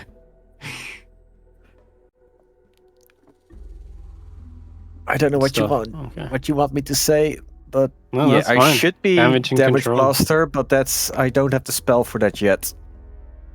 I'm ready. And primarily range, correct? So you're at the back of the party. Yes, I should be at the back of the party. If I'm not at the back, then something has gone terribly wrong. Okay. I will be ranged Sorry, until good. I gain my capability of going to melee. Primarily. Good. Yeah, you can switch on a dime, but they're extremes. Yes, for you. And it's a hard decision. If I go melee, I'm going melee. I don't have a decision at that point. Can't cast spells whilst you're in your alternate form. Gotcha. Yeah. Okay. And then Bacon, your role in the party. I'm the dexterity skill check person.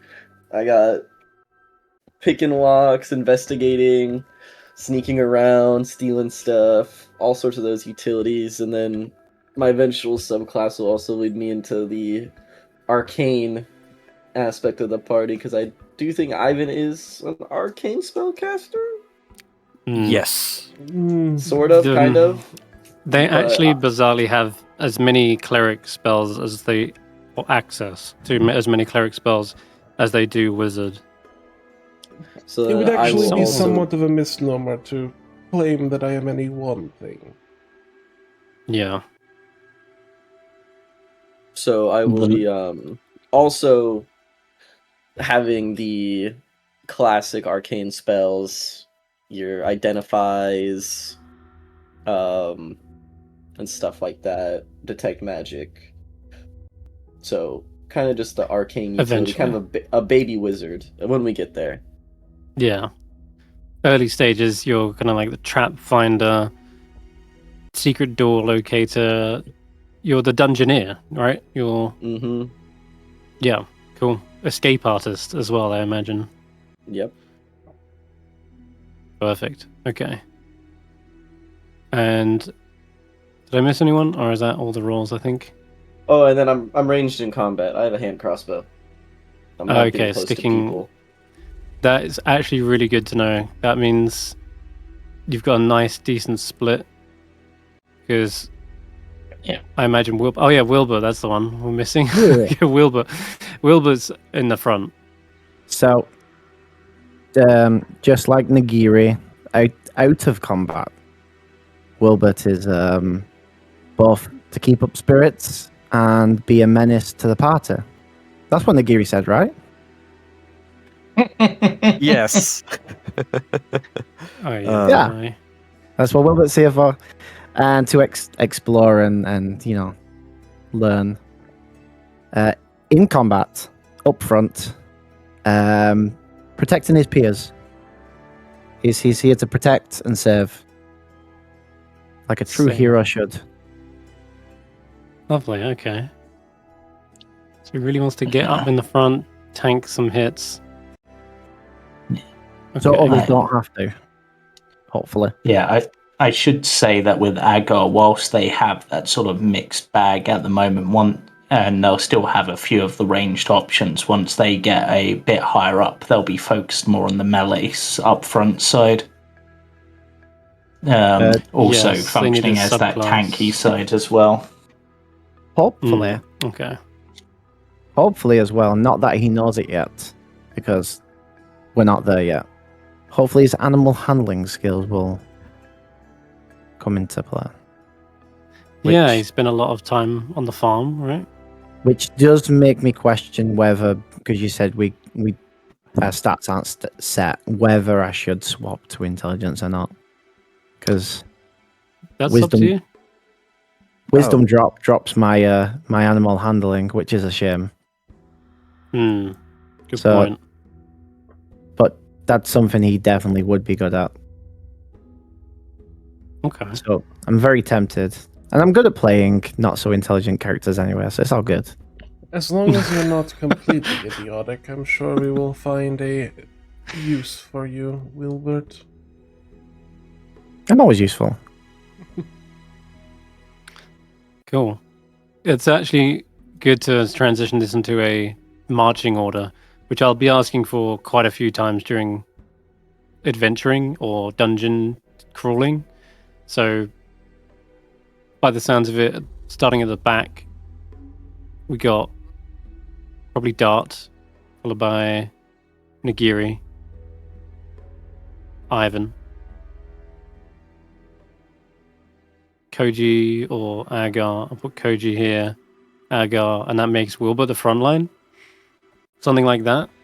This is subject to yeah. change. You can change at any time, but Yeah. yeah. I'd would imagine. Go ahead. I would be towards the front to make sure there's no traps or anything like that.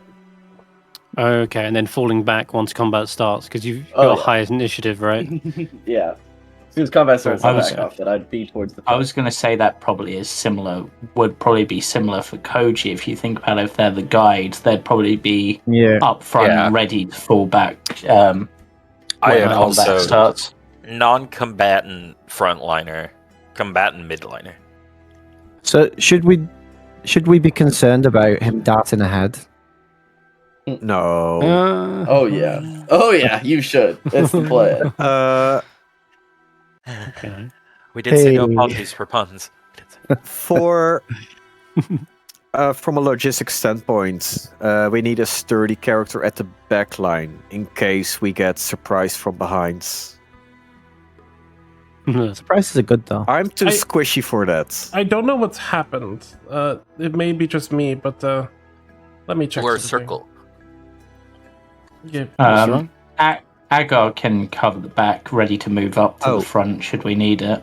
When I hover art over Server things, is dark. Oh, give me a moment.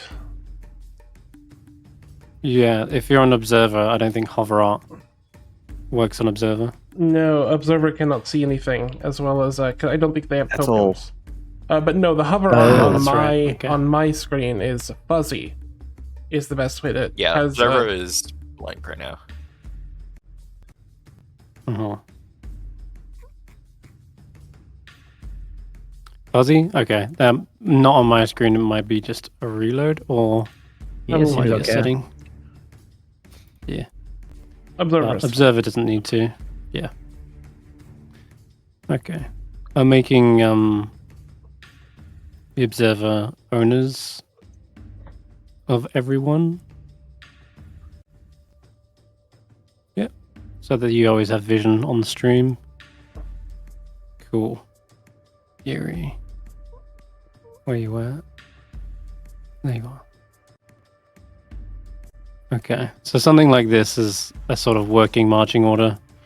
If it's single file, then Yeah. it'll probably Yeah. be something slightly different.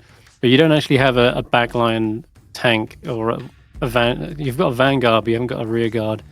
I guess if anything comes to worse, you've got I would wild say shape or Presume- transmography. Agar being the backline. Yeah. Agar's Agar's probably- happy to be the back line. Okay, that's fine. Agar and Ivan Could- are backline that can change to front line if needed, and Agar are the two Coach. swappers. They can fulfill any role they need. Yeah. Koji can also be midline to frontline, but he can never be back. Well, Yeah. back Vanguard he could. Well, no, that would defeat his point. We needed Koji to be the front line to guide. I guess thing. Willbert could shift to a backline for a tank in certain scenario. Mm-hmm. Good. Would you like to Yes. swap like that? Koji at the front. Then you got your two like perception characters. Then Willbert is the first tanky because you with two high dex characters, they're going to be going first, then falling back behind Willbert. I do Yeah. have alert, so in surprise Yeah. scenarios, I know I go first. Perfect. That's the magic formation here. Then I think. Love it. Cool. All right. In that case, then, as you are doing this little practice formation, cutting your way through the jungle, creepers and vines seem to strangle you or trip you at every single footfall. And Koji, your keen ears? You don't have ears. Senses. But your keen hearing, keen senses, you can smell the stench of death. Something foul approaches, shambling through the jungle. Several zombies. Oh my god, it's huge. It's a group of zombies. Oh man, yeah. I don't want that one. I want just regular zombie. Here we go. Okay. Let's try your Great. luck against one of the most common denizens. You're going to be fighting these guys a hell of a lot. Let's pit you against 3 zombies and see how well you do. So, when I call for initiative, you're waiting for me to add you, and you're being patient until I have to. If you keep saying I don't see an issue, I don't see a combat, it's because I haven't clicked a button yet. I was doing something. Now you can roll initiative. Just grab you by your just- like coat and just start jostling you. Oh, I don't see the combat, Chris. I don't see the combat. Yes, be patient. Wait. I get that a lot. That's all. Chris, can I reveal my initiative? You can roll initiative. No, it's okay. Chris, can I breathe? Chris. Where didn't mine go? Oh, there we go. It's Willbert still called blank character sheet. Love it. Okay. Yeah, we also have a couple of just player characters. Yeah, I'm updating now. I am Health blank. resources should always be everyone as well. I mean, I did get called a blank slate. You're friendly. Nagiri. I don't have sufficient permission, blah. Hey, look at Ivan got a 20. Yippee! Stay away. Permissions? Do you need permissions Something. Nagiri? We'll talk about it after the thing. I rolled a Okay, 2. Alright. Oh, So, look you at should- Snurk sitting all cozy in the corner. Have you not checked the stream so far? I'm stuck in my web. But I am plotting your downfall. Setting traps. Okay, Koji is going to be up first by the looks. No, Why? my apologies. No, I haven't clicked beginning counter. You were just there. Now it goes shuffles. That's the button. No, Cool. not the terrible, the dart terrible. is at the top. Sorry.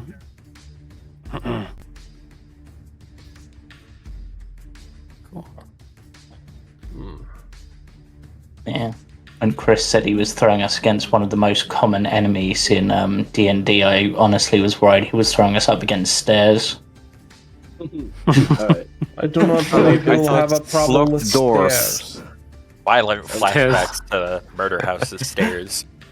Stairs of Annihilation. Are we ready Stairs to of go? Annihilation. Yeah. I think- I think it would be more likely the Tomb of Annihil stairs.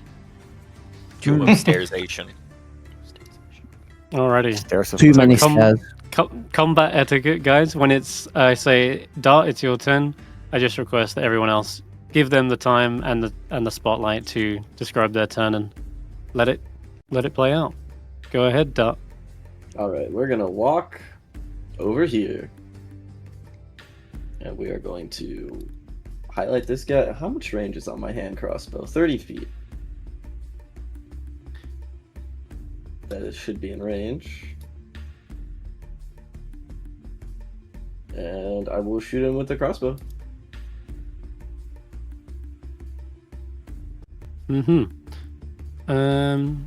Okay. Oh, did it not roll? I think you're 35 feet away, but Oh. I will no, walk it didn't one look like it forward rolled. then. Not again. It's not rolling. So let me just check your inventory. Have you got bolts? haven't got any bolts. I should. I have Oh, you 20 do? bolts. Okay, let me give it a shot. Oh, let me equip it. How about I equip my bolts? That might be helpful. Let's see. Mhm. Attack? Yeah. Did it come up in the chat? Oh, like, attack? okay. There we go. I missed. Did you have All to I click? missed. Did you have to click yes, in the I chat? had to click in the chat we don't on want the that. attack button. We do not want this. These are And then damage roll normal. And then Okay, ask. so we're gonna. I know why it's done this. MIDI QOL, where are you? There you are. So I see that it has not imported my settings. So let me just do that real quick.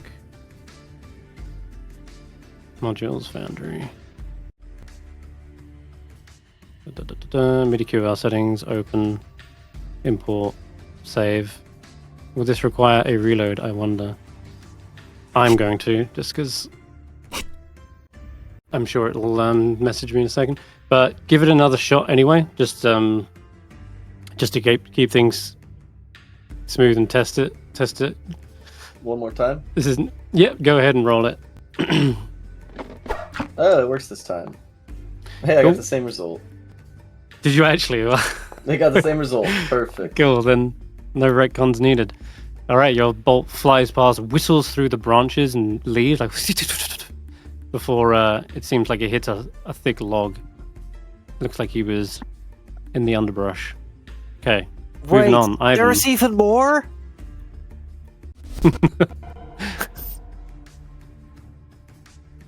Ivan, your turn. Alrighty. Well, let's us see how we can deal with these. You set your own turn marker. I did not. Oh, okay. Nice. Interesting. But alright.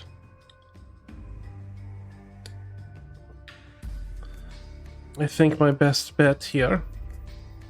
What's the range on this one? I think it's easily within what I can do. It is. Mm-hmm.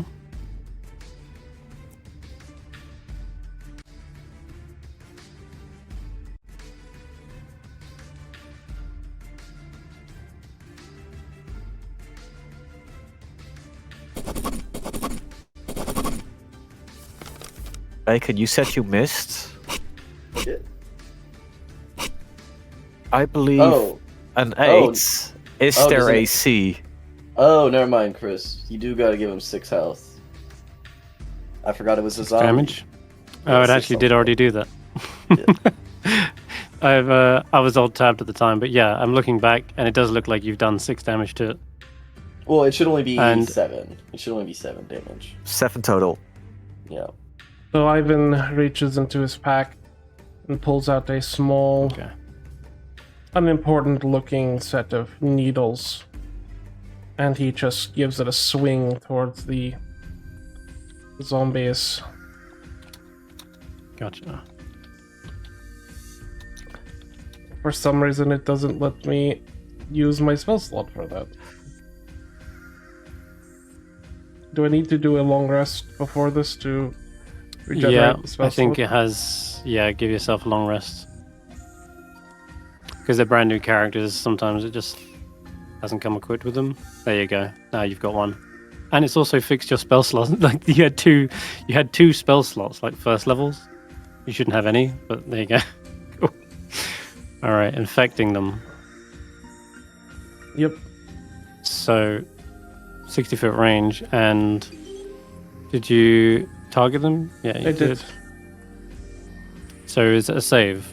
It's a save at the beginning of their turns, and then they make a con okay. save, and then they take necrotic damage, or half as much, and they must succeed 3 saves to get rid of Okay, the nasty. disease.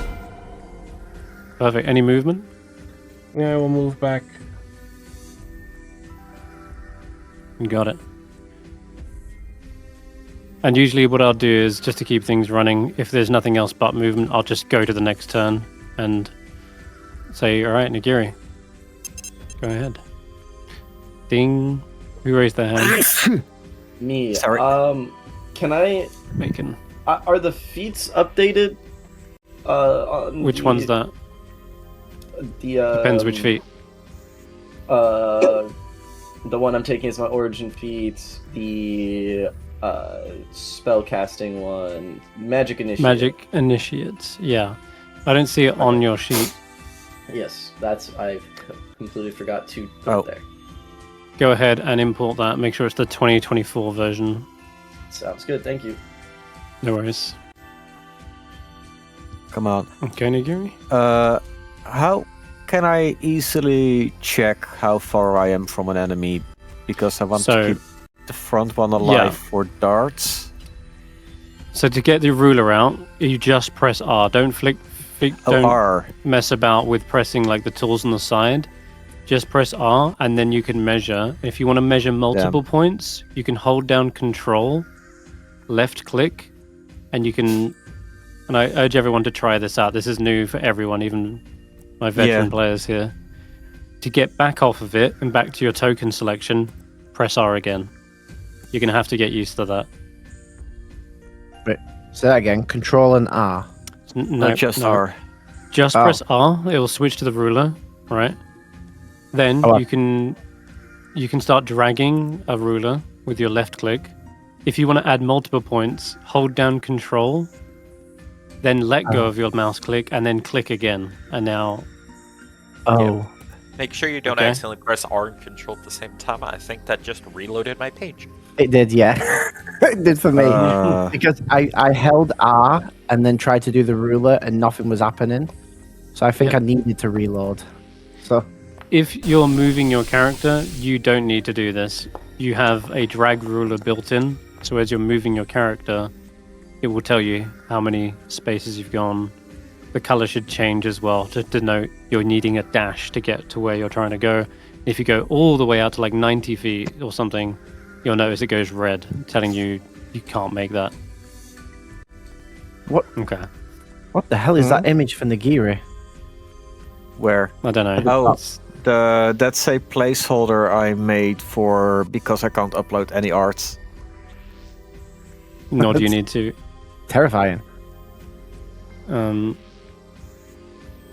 Cool. All right. Then Yeah, that's my turn. Nice. Oh, yes. Immediately you notice zombies are immune to poison. Something that the Sunday group discovered as well. Great. Have fun with that. All right, Wilbur. Yeah. Well, Wilbur do what Wilbur do. And he's going to charge in. Probably try and be between Koji and Dart. And gonna go for a swing with the longsword. Mm-hmm. With a straightforward piercing, probably. Because it's variable. That's a cool ability. Cool means.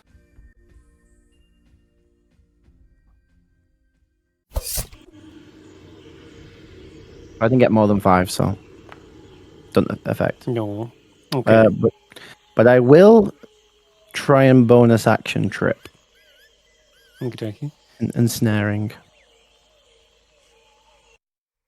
which is athletics or acrobatics versus my athletics. Mm-hmm. Do acrobatics. Did it? I got a 14. Okay. 14 is going to roll its strength. It got a 10, so yeah, you can trip it or grapple it. What do you want? Yeah. It's Shove a tripping.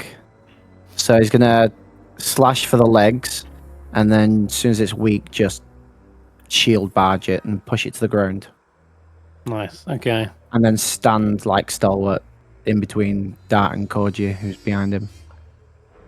Fantastic. The zombie heads into the floor with a thud, and Koji, you're up. Alright. Move over to give right of angle through everyone else. Mm-hmm. And start to make a long range attack on that southernmost zombie. Let's see if I get that to work. Okay, so to target something, alt or hold down alt and then left click. Oh, And you I can see a haven't little. targeted. It's just it's doing something. One second. Okay. What's it doing? It's because of equip. A longbow can't be used with other things. That's why. Okay.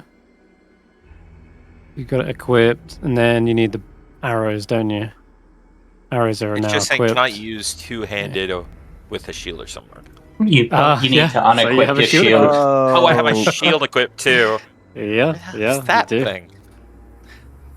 That's an important thing to make Yep. sure, otherwise we could have gone a whole campaign when you had an extra 2 AC and you're like using a longbow the whole time. So, Could you Alright. move the observer Now. to a different window and then back to this window? It appears it hit a snag Sure. on the loading. yeah. Like, just do a different map and then back to this one. Mm-hmm. These are quick maps to load anyway, so it should be... Whoop, and back. There you go. Is that better?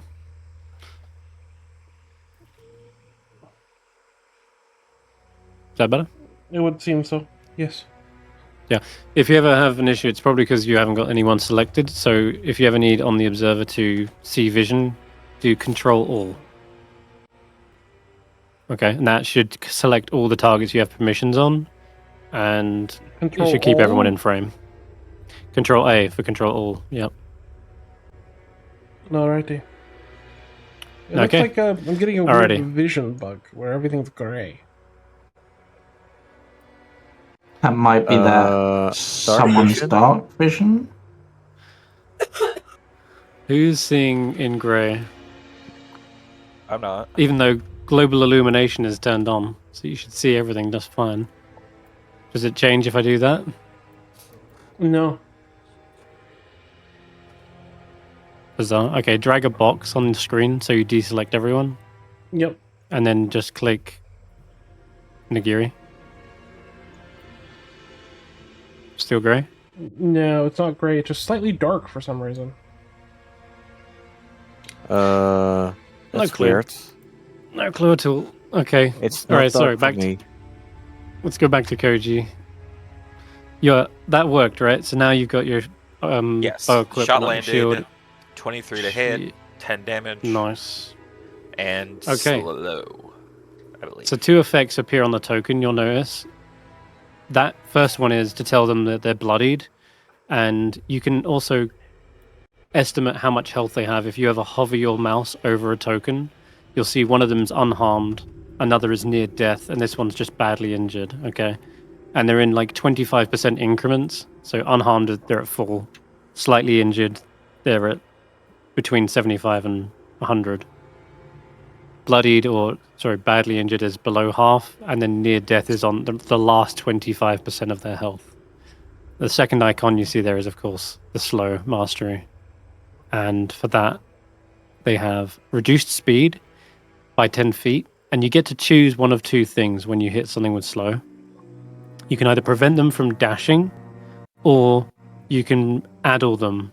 Addle just means that they can't take attacks of opportunity. I would choose adult. Okay, cool.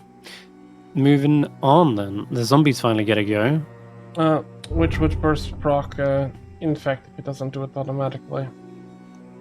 Yeah, not this one though. This zombie's the All first three, one. No, So all now three because of them it's- are Oh, infected. fuck, really? Uh, Okay, God. no, That's sorry, it's a mean. single creature. Sorry, it's the Oh, other it one, is, okay. pandemic. Okay. So it would be this one. Damn, alright. It's fine. Yeah. So because it's now slowed, Koji, it can't actually get to you. It has to dash. In fact, even just to get to Willbert, it will have to dash. But you know what? Nice. He's the closer target. So let's do that anyway. We're gonna try to surround him. These But are it my can't odds. do Yeah. anything. It's lost its Something like action. that. It didn't lose its action, it's lost its ability to Or- make an attack of opportunity. So if Willbert wanted to move away now, he'd only provoke 1 attack, and this one's prone, so it'd be I just meant it Right. had to use its action on dash. So it Yes, you're lost right. You its couldn't any do anything effectivity. else. True. Which is a beautiful thing about slow. If they lack a ranged attack, yeah, you're basically robbing their actions. Cool. All right, Agar. So Agar is going to move up. They are going to pull out one of the various mushrooms from their bag, crunch it between their hands, and throw it at this enemy who has not been poisoned or anything. So I will just do the regular damage. So I hit them with a bacterial barrage Cool. and do So many minimum new damage. spells. Minimum damage. And what kind of damage type is that? Necrotic. Nice. Okay. So this does affect zombies. Their flesh strips away. No. Cool. Yeah, so I And was you haven't got trying your to- bonus yet, have you? No, I was trying to No. further rot them, but Fortunately, not quite as effective. Okay, this zombie. Now this is what you'll see. This little icon. When I start to target something, you'll see an icon appear in the top left. This is flanking. In my games, flanking is a +2, not just advantage. And the players can benefit from it as well. So your positioning does matter a lot in the fight. And unfortunately, with Willbert being alone, he's very likely to get flanked a lot like this. All right. Sorry, Willbert. Here comes the pain as its zombified form slams into you. And let me roll that. Slam. I said. So, oh, it's only sending it to the chat. I meant to roll this. There you go. It should be flat. I'm going to fix the rules in between now and next session, but either way, I think a 15 is still going to miss you. Yeah. You got some heavy armor on there. Probably sweating in the jungle, but 22 hits though. All right. Oh yeah, that was a mistake, I think. Oh, okay. Well, we can make it the next. We could make it the next one. Well, Wait, the wait. next one's a dis. Wait, they have an advantage on the attack? No, they shouldn't. It's just I Okay. haven't updated the conditions yet. That's why I say it's a +2. So if that was the second one, it would have been a 2. Yeah, so it should have been a miss on the second one. If that was a diss. Don't worry about the second. There is no second one. Alright. So then he gets his hit points back? Yeah! Uh-huh. Okay, this zombie rolls a con save. I did roll one earlier. 22. But he still takes damage, right? He takes a half of a d12 of necrotic damage. I can roll that. Go ahead and roll that. And he's still affected by it for another 2 turns. It works like death saving throws. Okay, his undead fortitude kicks in. So, let me see. Does he make it? No. No, not one. Okay. So, yeah, please describe how does this infection work and what does it look like? I believe it would be like a small golden pustule, like just immediately on its center begins to glow and begins to slowly swell as the zombie tries to regain its strength, and then it just bursts, squirting its fluids all over the ground, breaking the flesh and rotting it. Revolting. I love it. There you go. And that's marked with dead. Dart. Back to the top. That little rum sound effect was new round. Awesome. So, if I go 25 feet this way, then this guy can't get close to me, and I'm still within 30 feet of him. And I can shoot him, and I can... Maybe the sneak attack's already automated? Well, we'll find out. This is what we're doing a little test run for. Oh, well, it has disadvantage. I think Probably I stepped a little too far. Yes. It's a short range on that hand crossbow, I'm afraid. Damn, I messed up. Okay. I guess we'll see next turn if my sneak attack works or not. I will step one step closer. Okay. No worries. Then, Ivan. Ivan, somewhat annoyed and aware that these creatures are immune to poison, is going to reach into his doctor's bag and pull out a small piece of wood with a string. He's going to pull out the light crossbow and fire a shot. Nice.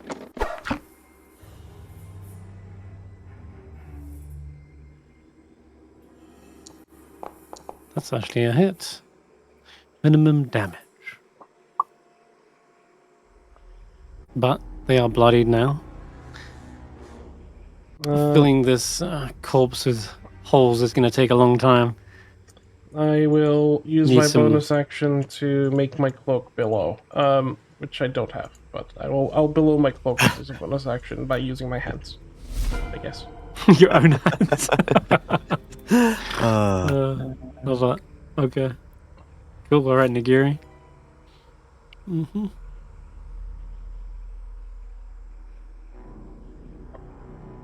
I cast dagger to the face. Cast dagger. Okay.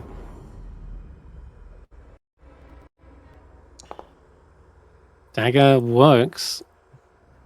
It's not very It's dent- effective. Ooh, okay. Let me give it an Oh. old fortitude save. DC 9? Fails. You must have hit it somewhere pretty clean. You want to Gotcha! describe your kill? Why are you yelling our position out to anyone who wants to observe us, Nagiri? What? I was doing target practice. And then throws a dagger right between the eyes. Oh! Got him! Nice. Distracted, accidentally just winning. Love it. Cool. That's now Willbert's go. Hell yeah. Oh, my character sheet went. What the? You can always press C to open up your character sheet. Don't need to fiddle around with tabs. As long as you've Yeah. assigned your character. I'm gonna come in with a backswing, seeing these are dead. Ooh. I think it is Willbert that is potting the grey for some reason. Did Willbert. Well, he hasn't got any dark vision, does he? that hit? Well, you can No. see in the chat. Wilbert loudly saying, "Did that hit?" As he All right. swings and turns around. He's not even sure. You Oh. did not, Willbert. And then just continues to push with his shield to try and keep attention on him. Okie dokie. Yeah. And Koji. Hello. All right. I assume it'd take a full action to get back. Could I get back my arrow? Yes. It's after the combat, though. Okay. Takes 10 minutes to retrieve ammunition. And then you will have to roll a survival check. Usually it's only DC 15, though. So I'm gonna take, and I don't provoke opportunity by moving by an enemy if I don't leave its melee range, correct? Correct. So this does not invoke opportunity, That's right. but it does give us flanking. It will. Yeah. Wilbert It's Koji Willbert. It's a tactical genius overnight. Cool, Cool. slide on the leg to it, and 1 second, 15 minutes later.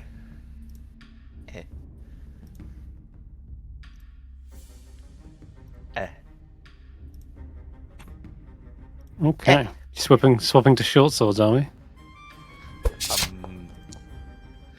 Straight or slice to the scimitars. side. Okay.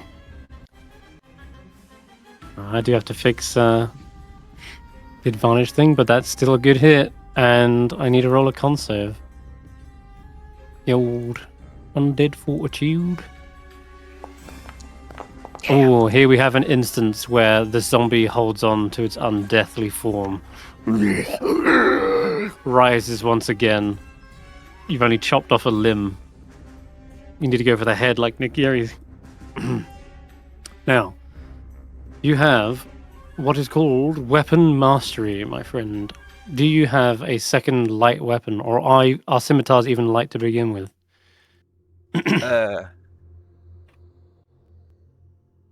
It has Nick. Does dagger have the other half? Let's see. Scimitars. Dagger is a light weapon, so yeah. I do not have a Scimitar Scimitar shield. are light. Scimitars are light weapons. So would a dagger be able to come in as the second attack Yes. Yep. for Nick? Now, All right. normally it's just talking about the light weapon property. If you have two light weapons, one in each hand, and you can achieve this by like stowing or drawing a weapon as you attack. The light weapon property allows you to make a bonus action attack. If you have Nick, it doesn't cost you a bonus. Does that Yeah, make the sense? Scimitar has Nick. Cool. And what are your 2 weapon masteries that This- you've prepared? And if that's something you haven't figured out yet, that's why we run this little test combat. I So at didn't the- know there was a whole. That's okay. So at the end of a long rest, you get to prepare 2 weapons that you're mastering. Okay, that can be you've practiced like weapon drills, or maybe you're sharpening your equipment. Whatever it be, you get to pick 2 of them. Now, longbow is probably going to be 1, right? Because that's how you get that slow mastery. So you've got an option between scimitar or dagger. Okay. The With Nick masteries on- for scimitar are cavalry and Nick. The dagger has Nick. It has. So Mine are all in- different. I don't know why mine are all different. It So has. in either case, you're going to be okay. It doesn't matter which one you pick here. You're going to get the offhand attack. So I would make a second attack with dagger. Yep, it's second attack with the dagger, and because it's got Nick, you don't use your bonus action to do it. So it would leave you available to do like Hunter's Mark or something of that ilk. But yeah. I noticed something. What's that? There's another D4 necrotic damage from the slice property, but undead are immune to that. Some of them are. Yeah. Flanking is We'll figure that out in a +2 normal roll, correct? I can manually change it real quick for myself. It gave me the option. Yeah, just roll normal.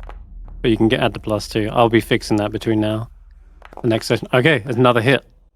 Now we just need to check DC. Ooh, 13. Yikes. Okay. DC 9. No, Because it's 5 plus the with damage. the- Right? Oh, you don't get the offhand. You don't get a What's- modifier.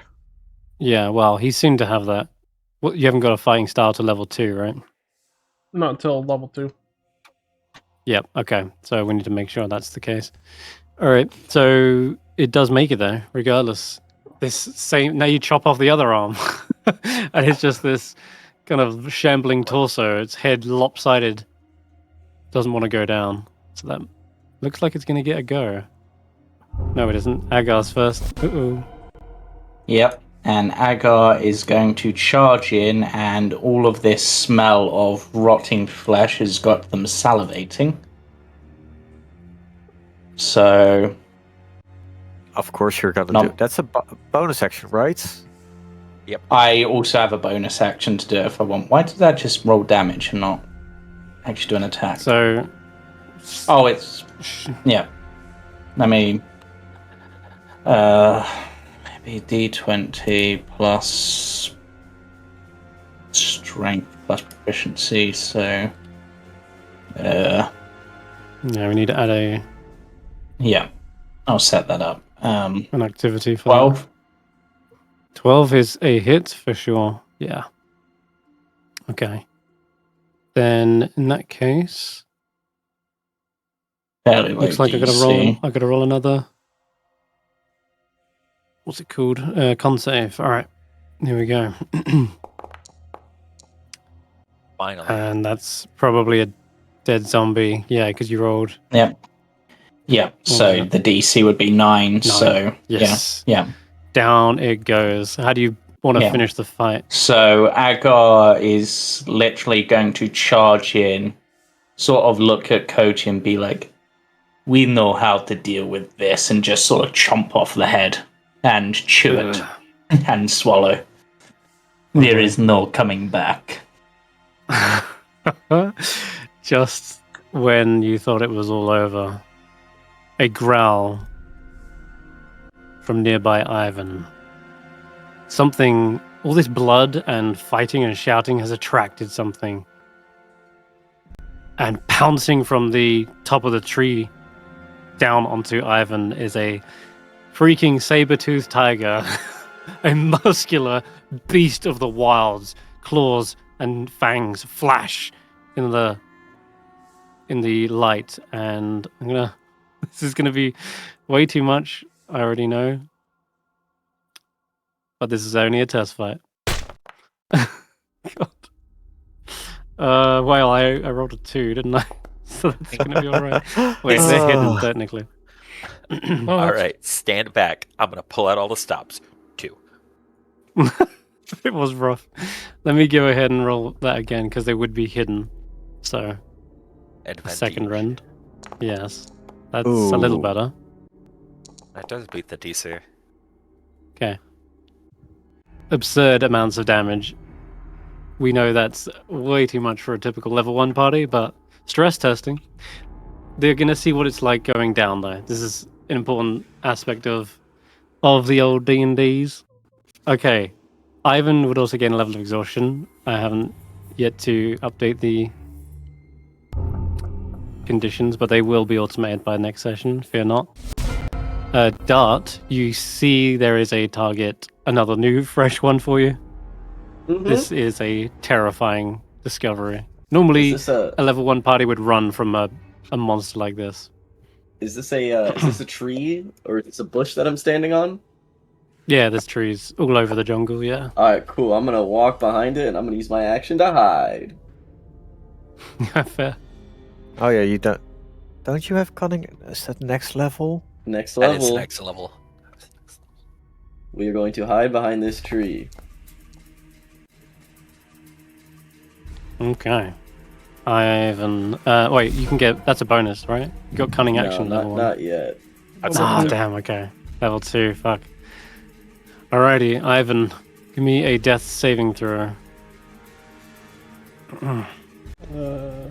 Put you guys under the pressure. This is round 2. I will say this Sabertooth looks particularly injured from past battles.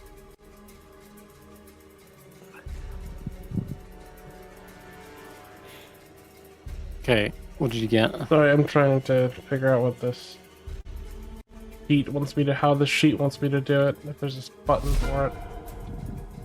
Yes, there's a little skull. Just next to the, below your health, below temporary hit points, there's a little skull icon. Yeah, next to exhaustion. It just has me turn. It's just turning the button on and off. No, there's now a dice on your avatar. Oh.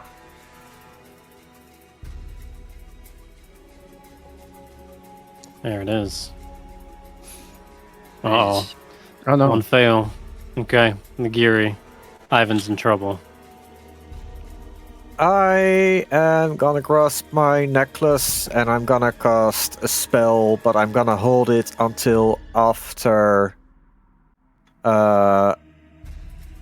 Agar's turn. Okay. Set spell what? sleep. Okay, gotcha. Willbert. Oh, and maybe I'm gonna get a bit closer. Go ahead. How much closer? Out here. Oh. Well, I got 30 feet. I can get next to you. And I can just try and hold an action to attack and protect. Holding an action, okay. Is there still an effect ready? Yes, again, there should be when I've fixed all of that, yeah.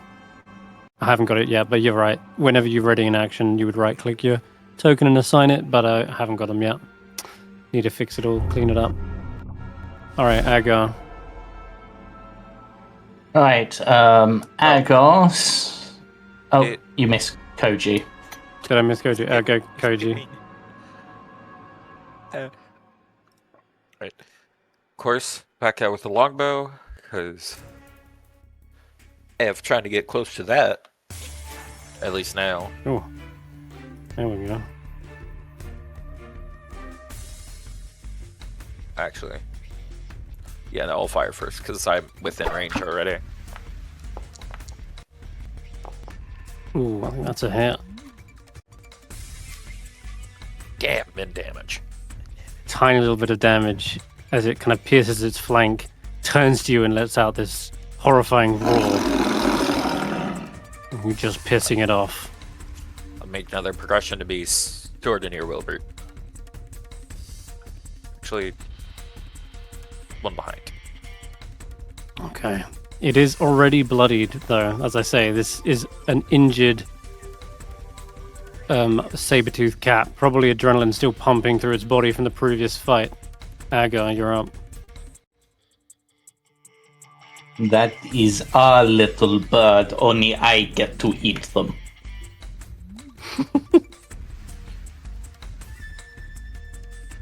But first, let me make sure they do not die. There it is. I was about to say. How do you deal with the doctor being down? Thank God, it's your party has healing in spades. Like I once again crush up some mushrooms and throw them at them, restoring them. fantastic. Dart are the only ones who don't have a quick healing option. Exactly, and that's what I was trying to showcase here is that even with the so-called healer going down, you absolutely have fallbacks and perfect. Well done. Okay. And then, because I still have my action, I'm going to attempt. No, that's probably not going to hit one of these. I forgot. I imagine. Hunter's Mark? Yes, absolutely. But this is a much better target to use it on. No. I tried to rot this thing's already existing wounds, but unfortunately miss, I believe. Might have been a miss, yeah. Also, afraid, yes. You've noticed just below the name of the spell, there's now like what Agar would be calling it. Postulation spores. Ooh, lovely. Sleep coming in, yeah, with the held action. Wisdom saves. Nice. Go to Nice. sleep, kitty. There it is. Snoozes. Wait, Cozy's didn't up. Sleep? Did sleep what? I thought we changed it. Isn't it like they have to fail their save twice? They're like Yep. drowsy They now do. or something. They're Okay, still- so they're not. They still lose that one round They're still anyway. sleep. They still lose one round. There are two saves. The first is they are drowsy, they collapse, and they're going to be unconscious. Next round, if they fail a second save, they're unconscious for a full minute. I see. Okay. Which is roughly now, actually, I think. Yeah. At the end of their Why turn. did you think I waited until Agar? Ah, I see, to get damage through and then test. All right. I didn't want the spell to be broken because people attack them. Hey. That's It is another asleep for fail. a full minute. Fantastic use of sleep. Which Willbert gives you would- guys a chance to run away if you really want. Willbert would Dart like to try out change their his sneak action. attack. I'm gonna try out my sneak attack. Can you let me move first? I will hold my action for Ivan to move. Can Okay, Wilbert Ivan. can Wilbert change Yes. his action from readying to attack to readying to pet? I would. If it rolls stand- this way, sure. I'll stand and move away. You sure it doesn't I want to have be a friends? I do have a standing leap of 25 feet. Can I do that? Sure. The bird got Fly, it. it. High little jump. bird, fly. Actually, question, is that a high jump or a long jump, Ivan? Standing leap. Ooh, that's a great question. Uh, Because when I played The- Migrung, the- it was always high jump. The Okay. same answer would be to Rixus last Sunday. They did the same. The high jump's up to 15, Yeah. but the long jump's up to 25. Okay, jeez. All right. Yeah. So I jump and Boing. then I wait for Dart to. Alright. Dart, you can shoot. So I'm hidden, and It's a flat roll, unfortunately. I can't even get advantage until it wakes up. Yeah, It's because prone. I mean, I So could. you- You Ivan, still, you, can make if it you were restrained. next to him, it would be still still advantage because If you moved up, yeah. he's asleep. Yeah. Okay. But he's No, held his but, action in this But case. because he is prone, it's disadvantage. I hope we which have. because hidden makes it flat. True. Yeah. That's why I said it's flat to begin with. Unless you want to walk up to the sleeping Okay. thing and stab it awake. I could Do you restrain it. wanna wait until I get next to it? Because If we're then not you gonna just run? get your sneak. Yeah, Don't- I'll just keep don't- you holding can until hold- someone. I'll You keep can hold holding. until. Well, you can keep holding until the saber-tooth tiger wakes up. Yeah. And hopefully by then either an ally is nearby or it doesn't really matter because you've already got advantage anyway. So Yeah. I will let you continue to hold.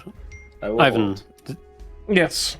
I was gonna go ahead and try to do my poison needle from safety because I just did a week. hmm So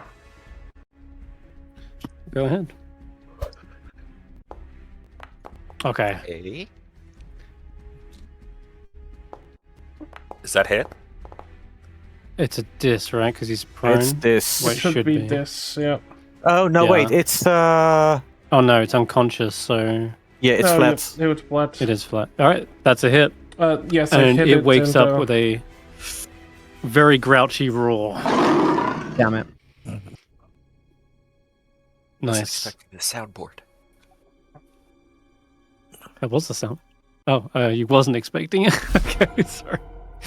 Nagiri.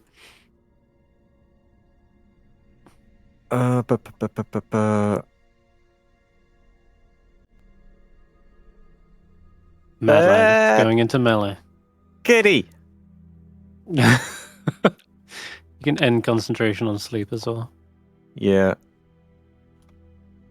Help. Now it needs to make a failed dex save. Needs to make a failed. Yes. Oh, well, did I? All right, I made a failed I made a failed save. Yeah, then it takes What do I- 6 thunder damage, and it is it can't make any reactions, Shocking grasp. Nice. and I'm gonna walk Allowing you to away. get back out again. When he walked back, when he was there, When I was there, yeah. I'm gonna Take a shot, yes. I'm gonna take my Well, let me- shot.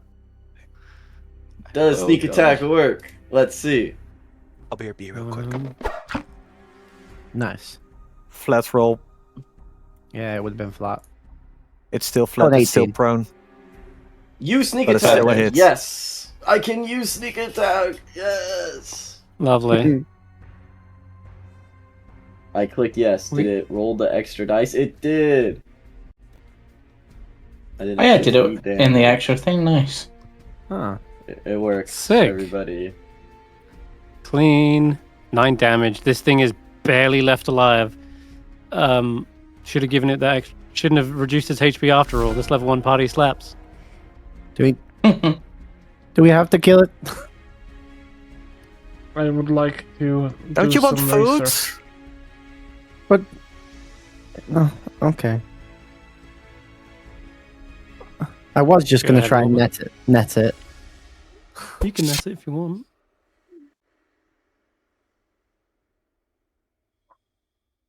I don't think I hit. No, I don't. True. No. It's because I don't really want Alright. to hit it. Koji. I'm pulling my punches. Pulling my sword. All right, hello. You can move away from it if you want. It can't make an attack of opportunity. Yeah, but then it might go for one of you guys, and we don't want that. It also has half movement because it has to stand up first. Yeah, it does have to stand up. Oh, it's gone now. That's not standing up. It'd still probably get to me anyway, because I'd only get It back stood to up you. into another plane. It'd still get to me. I'd only get back to you. I think. 1, 2, 3, 4. Nah, I'd get back to you. All right. Go ahead, Koji. No, All right. I'll pet it, whether it's dead or alive. Okay. Just very angry house cat. Mm-hmm. Now, if you're making ranged attacks, they're at this. Oh, because I'm laying down. Okay, Mhm. well, then I Yep. won't. You could wait for it to stand up. Wait, Like ready- wouldn't ready. Jamey's attack have been an advantage because it's prone? That is true. Yeah, No. prone is also a condition I need to update. Can you believe it doesn't come as base D&D, right? Like, what the fuck? Oh, so that would have Well- been advantage. Yep. Yeah, it should have Yeah. been. Okay. Oh, you Just might roll a have killed second it. attack. I'll roll a second I attack. want to Or reshift just how roll I a did D20 that plus move. 4. Wait. Might That's not a need hit. to. Okay, there it is. That's a solid hit. Oh, damn. All right, Oh. and it's sapped now. I don't. Is it? Yes. Yeah. Wow. So this Supposedly. is 25 feet. Ignore that movement I made to the right. We ignore that. Okay. That's a straight movement. So, going with the scimitar.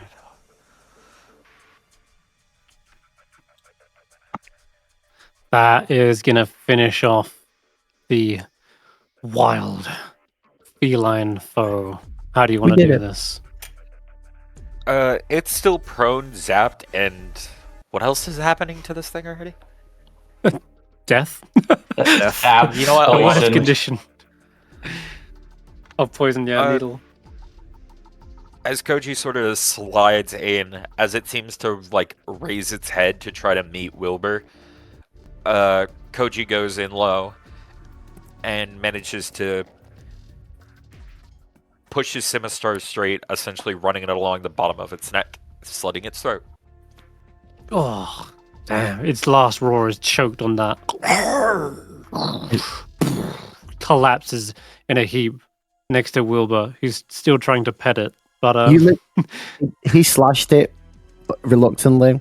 As his eyes met the saber-tooth's eyes, there was sort of like an audible "ah," and then as you killed it, he goes "ah." Sorry that was your first experience with a big cat, but not the friendly kind. Aww. Just well played, the alls guys. just get deeper and deeper. Ace, There we you go. would suggest that we harvest it for parts. It would be unwise and unsanitary to leave it for the birds. Time to feast. Also, it was And we can have it for our bird. And when I have clicked end encounter, you know it is safe to move around and it's safe to do whatever you'd like. In this instance, so I'm going to start with Koji. You wanted to retrieve ammunition, right? You can roll a survival check. And once you've got into this flow, you won't actually even need to ask me for permission. I'll just trust you to, if I see a survival check after combat, I'll assume that's what you're doing. To grab a bow, arrow. Yeah. Go ahead and roll that for me. Oh yeah, I gotta do that for mine as well, for my crossbow bolts. Okie dokie. Oh, Bang. That's a 20.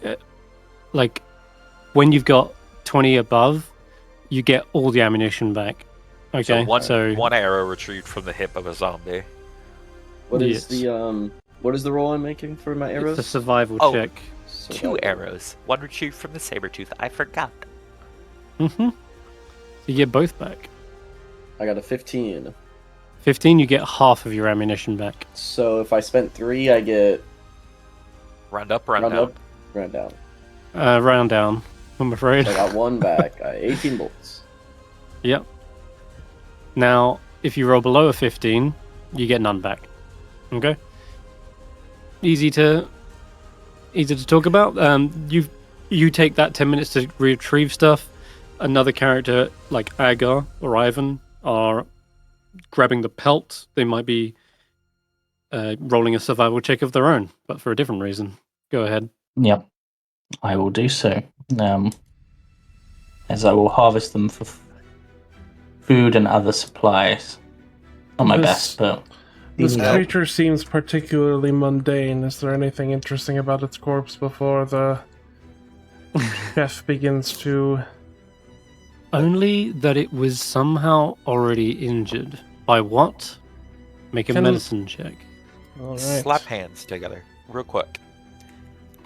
Would I still be busy with arrows, or can I give Agar advantage with the help action? Not the 20 on the medicine check. You can't give the help action if you're doing that simultaneously. Damn. See the 10-minute rules, but you could add stuff like guidance if you had it, Agar, or someone else. Then I should have done that and then got my ammo.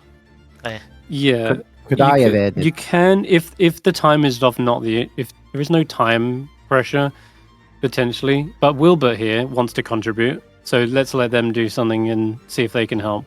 So, Willbert, what would you do to try and help Agar in skinning this thing? And I'm also right next to Agar, so I can also give a guidance. Fantastic. Start There to you skin it from the scalp downwards using a hand axe. Okay. Are you proficient in survival? Yes. I am, yes. Okay, well then I don't need a roll. If you're both proficient, I will literally just give Agar the full advantage. No. Okay, so no I'll other just roll needed. re-roll. Yep, go ahead and re-roll. Taking the higher. Nah, 20, fantastic. You can not only get the pelt, you get the meat, the marrow, the fangs, but Ivan is also keenly interested in what damaged it. You can see there is... I know, let me just check. You got a 20, didn't you? Damn. I did. Whew. Okay. You nat 20 or unnatural 20. A dirty 20. Nasty. Okay, there is clear signs that there was bludgeoning damage done to them. So they weren't like bleeding out. It looks like they were more limping from something bludgeoning. But in the wound, you see there are these... there seems to be something tangled in their fur. And obviously this cat is not had the time to prune themselves. It's looking like a set of like yellow petals. And several, as you try to peel them away, Ivan, you see them actually try to coil tighter around the body. And you see something akin to this. I don't know if you can see this. Oh. A fauna. I am, and I have expertise in nature. Could I try to figure out what this might be? Yeah, you can. It's mostly shredded to pieces, but give me a nature check. We'll see what you can can I find from assist? the remnants. Or is Koji proficient in nature? Because it probably makes more sense for Koji to assist. I believe so. Yep. Did we Am all I get done nature? with retrieving arrows enough to give that help? Okay, well, this is more of a you notice it and can you recall it. This part won't take 10 minutes, so anyone can assist in this particular instance. So yeah, roll me in nature, and we'll see what you get. Do you recognize this? I was going to give help, so advantage, but... If you're also proficient in nature, you can roll or give advantage. Either one works. I'll give advantage. Okay, Okay. go ahead. Do Even we though all that's have more than nature? enough. Do you really? Do we all have nature? There's a lot I of don't. nature on the team. Or nature. Oh, is- you got the same Same thing. thing. It would appear to be fate. Okay. This is a yellow musk creeper. And they aren't your usual regular plant. Some form of semblance of Life. sentience, yes, to them. Most of them are vines or flowers that resemble orchids, but don't let that appearance fool you. The bright yellow with the slight splashes of purple give you a stronger indication this is a much more insidious plant. Yellow musk creepers destroy the minds of those they come in contact with. They implant bulbs into those that they kill. Usually, after some time later, bulbs sprouts and they begin to animate their host corpse. This thing may have run into a previous host and it got away, but hoping that something else would kill the saber-toothed tiger, it clung to it, hoping to maybe once it dies plant the bulb. But in the fight, this thing got shredded and killed. The as you kind of tear it away, its withered form sort of dies in your grasp, Ivan. So you haven't got a living sample, but it's something to keep an eye out for. Ivan will pull out a large tome and flip to a section of pages that have like leafed plants and like samples from plants of various sources, and would place a cutting of this plant and a notation of its genus and species, and look up and say, "We should get going, unless we want to deal with the reanimated corpse of something likely much larger than our dear meal here." Yes, that would be. We believe that would be wise. You want to check Agar for yellow musk creepers as well while you're at it? Ivan looks at Agar and goes, "It's not unlike your spores, is it, my friend? But more deadly." It is more developed. The spores that some are able to use are equally as effective, including at manipulating the dead. You will have to enlighten me into that process at some point, Agar. We will make a note of it. Brilliant. Koji. And go ahead. I was gonna say, Koji pokes his head over. I guess he gave advantage, so he was a part of seeing what it was. But you found out what it was, Doctor?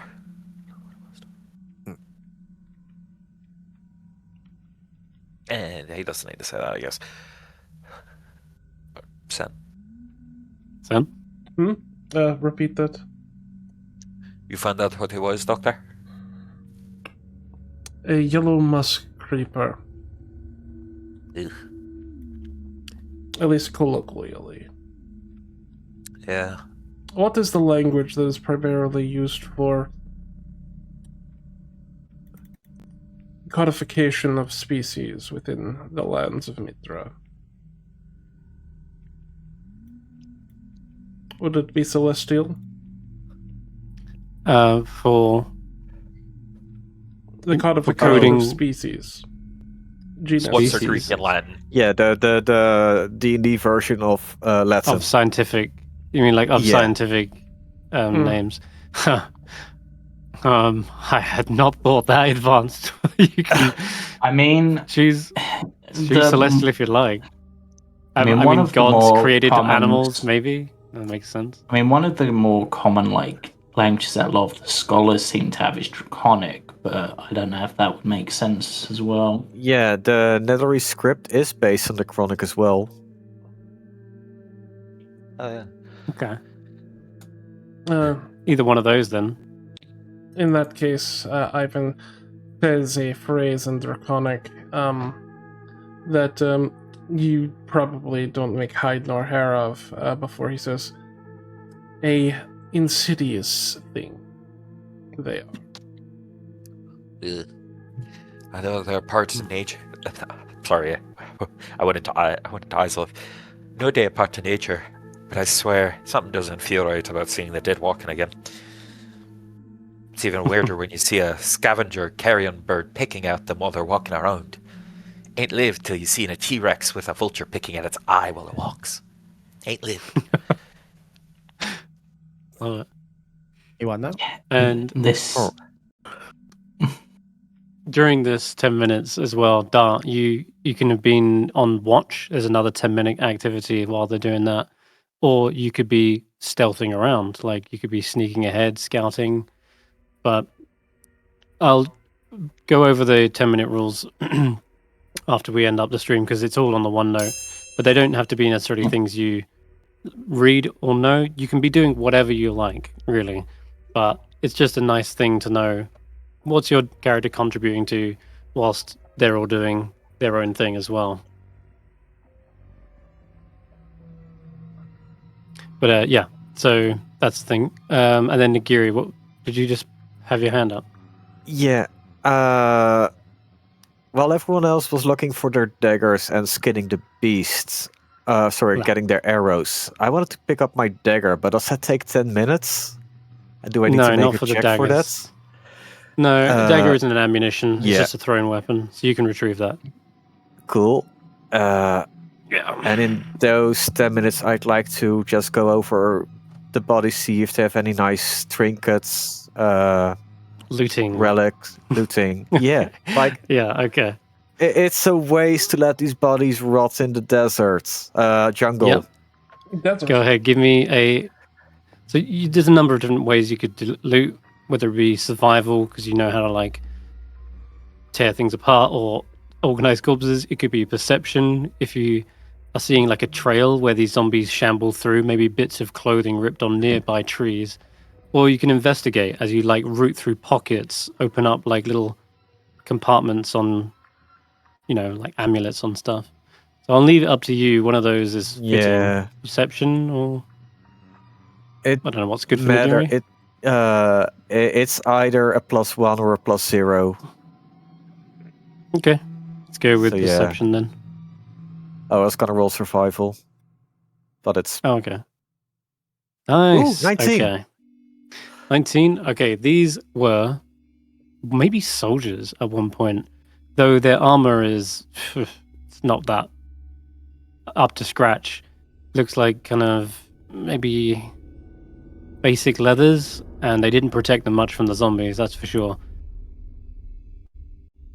And I will say one of them has... Oh, wait, actually...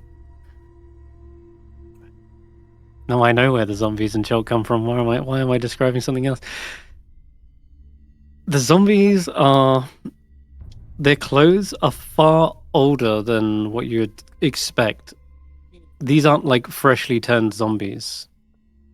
At one point, maybe their leathers would have had a colourful motif to them, but they've long since lost their luster. A couple of them maybe have like beaded necklaces or bracelets or wooden trinkets.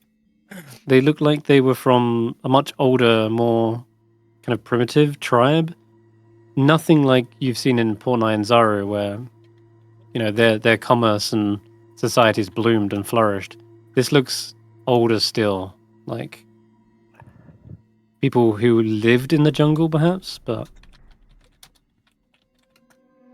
I will say, yeah, you probably find some old. I can't tell you the name. You'll have to get those later identified. But some old tribal trinkets, like I mentioned, like a beaded necklace or a wooden bracelet. okay. And they don't look like from Portnai and tribal Zara. Necklace. So, yeah. Hey, Doctor. Hmm. I don't think these people are your regular adventurers.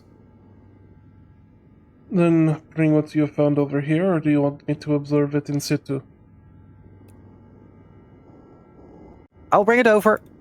It's not like these people can be much help. They're ancient. Even I can Ancient. tell. Ancient, you Yes. say. Let's get a good eye on this. Well, Shows think- the trinket. And that's Yeah. it for... Ooh, it's late. it is late. I'm going to say right there is when you hear the marching of what sounds like armored troops, and you see a banner kind of push back some of the branches. A banner of the Flaming Fist. And they are armored knights in the jungle, sweating bullets as they approach you. Maybe you know these guys are trouble and decide to scarp up. Maybe you want to talk and converse with them, but looks like time is up, and the Flaming Fist are bringing down the hammer on this session. So thank you guys for playing. This has been a nice little introduction to Schultz, as well as learning a lot about your characters. And yeah, we'll be back not this Friday, next Friday, starting Friday 13th. 13th. 13th, yeah. Yeah, when we will really sink our fangs into this adventure. But yeah, thank Learn you how to guys for pass playing. me. Goodbye, Yes. everyone. We will see you Goodbye. when the time is right. Yeah. Have fun. Keep adventuring. Bye-bye.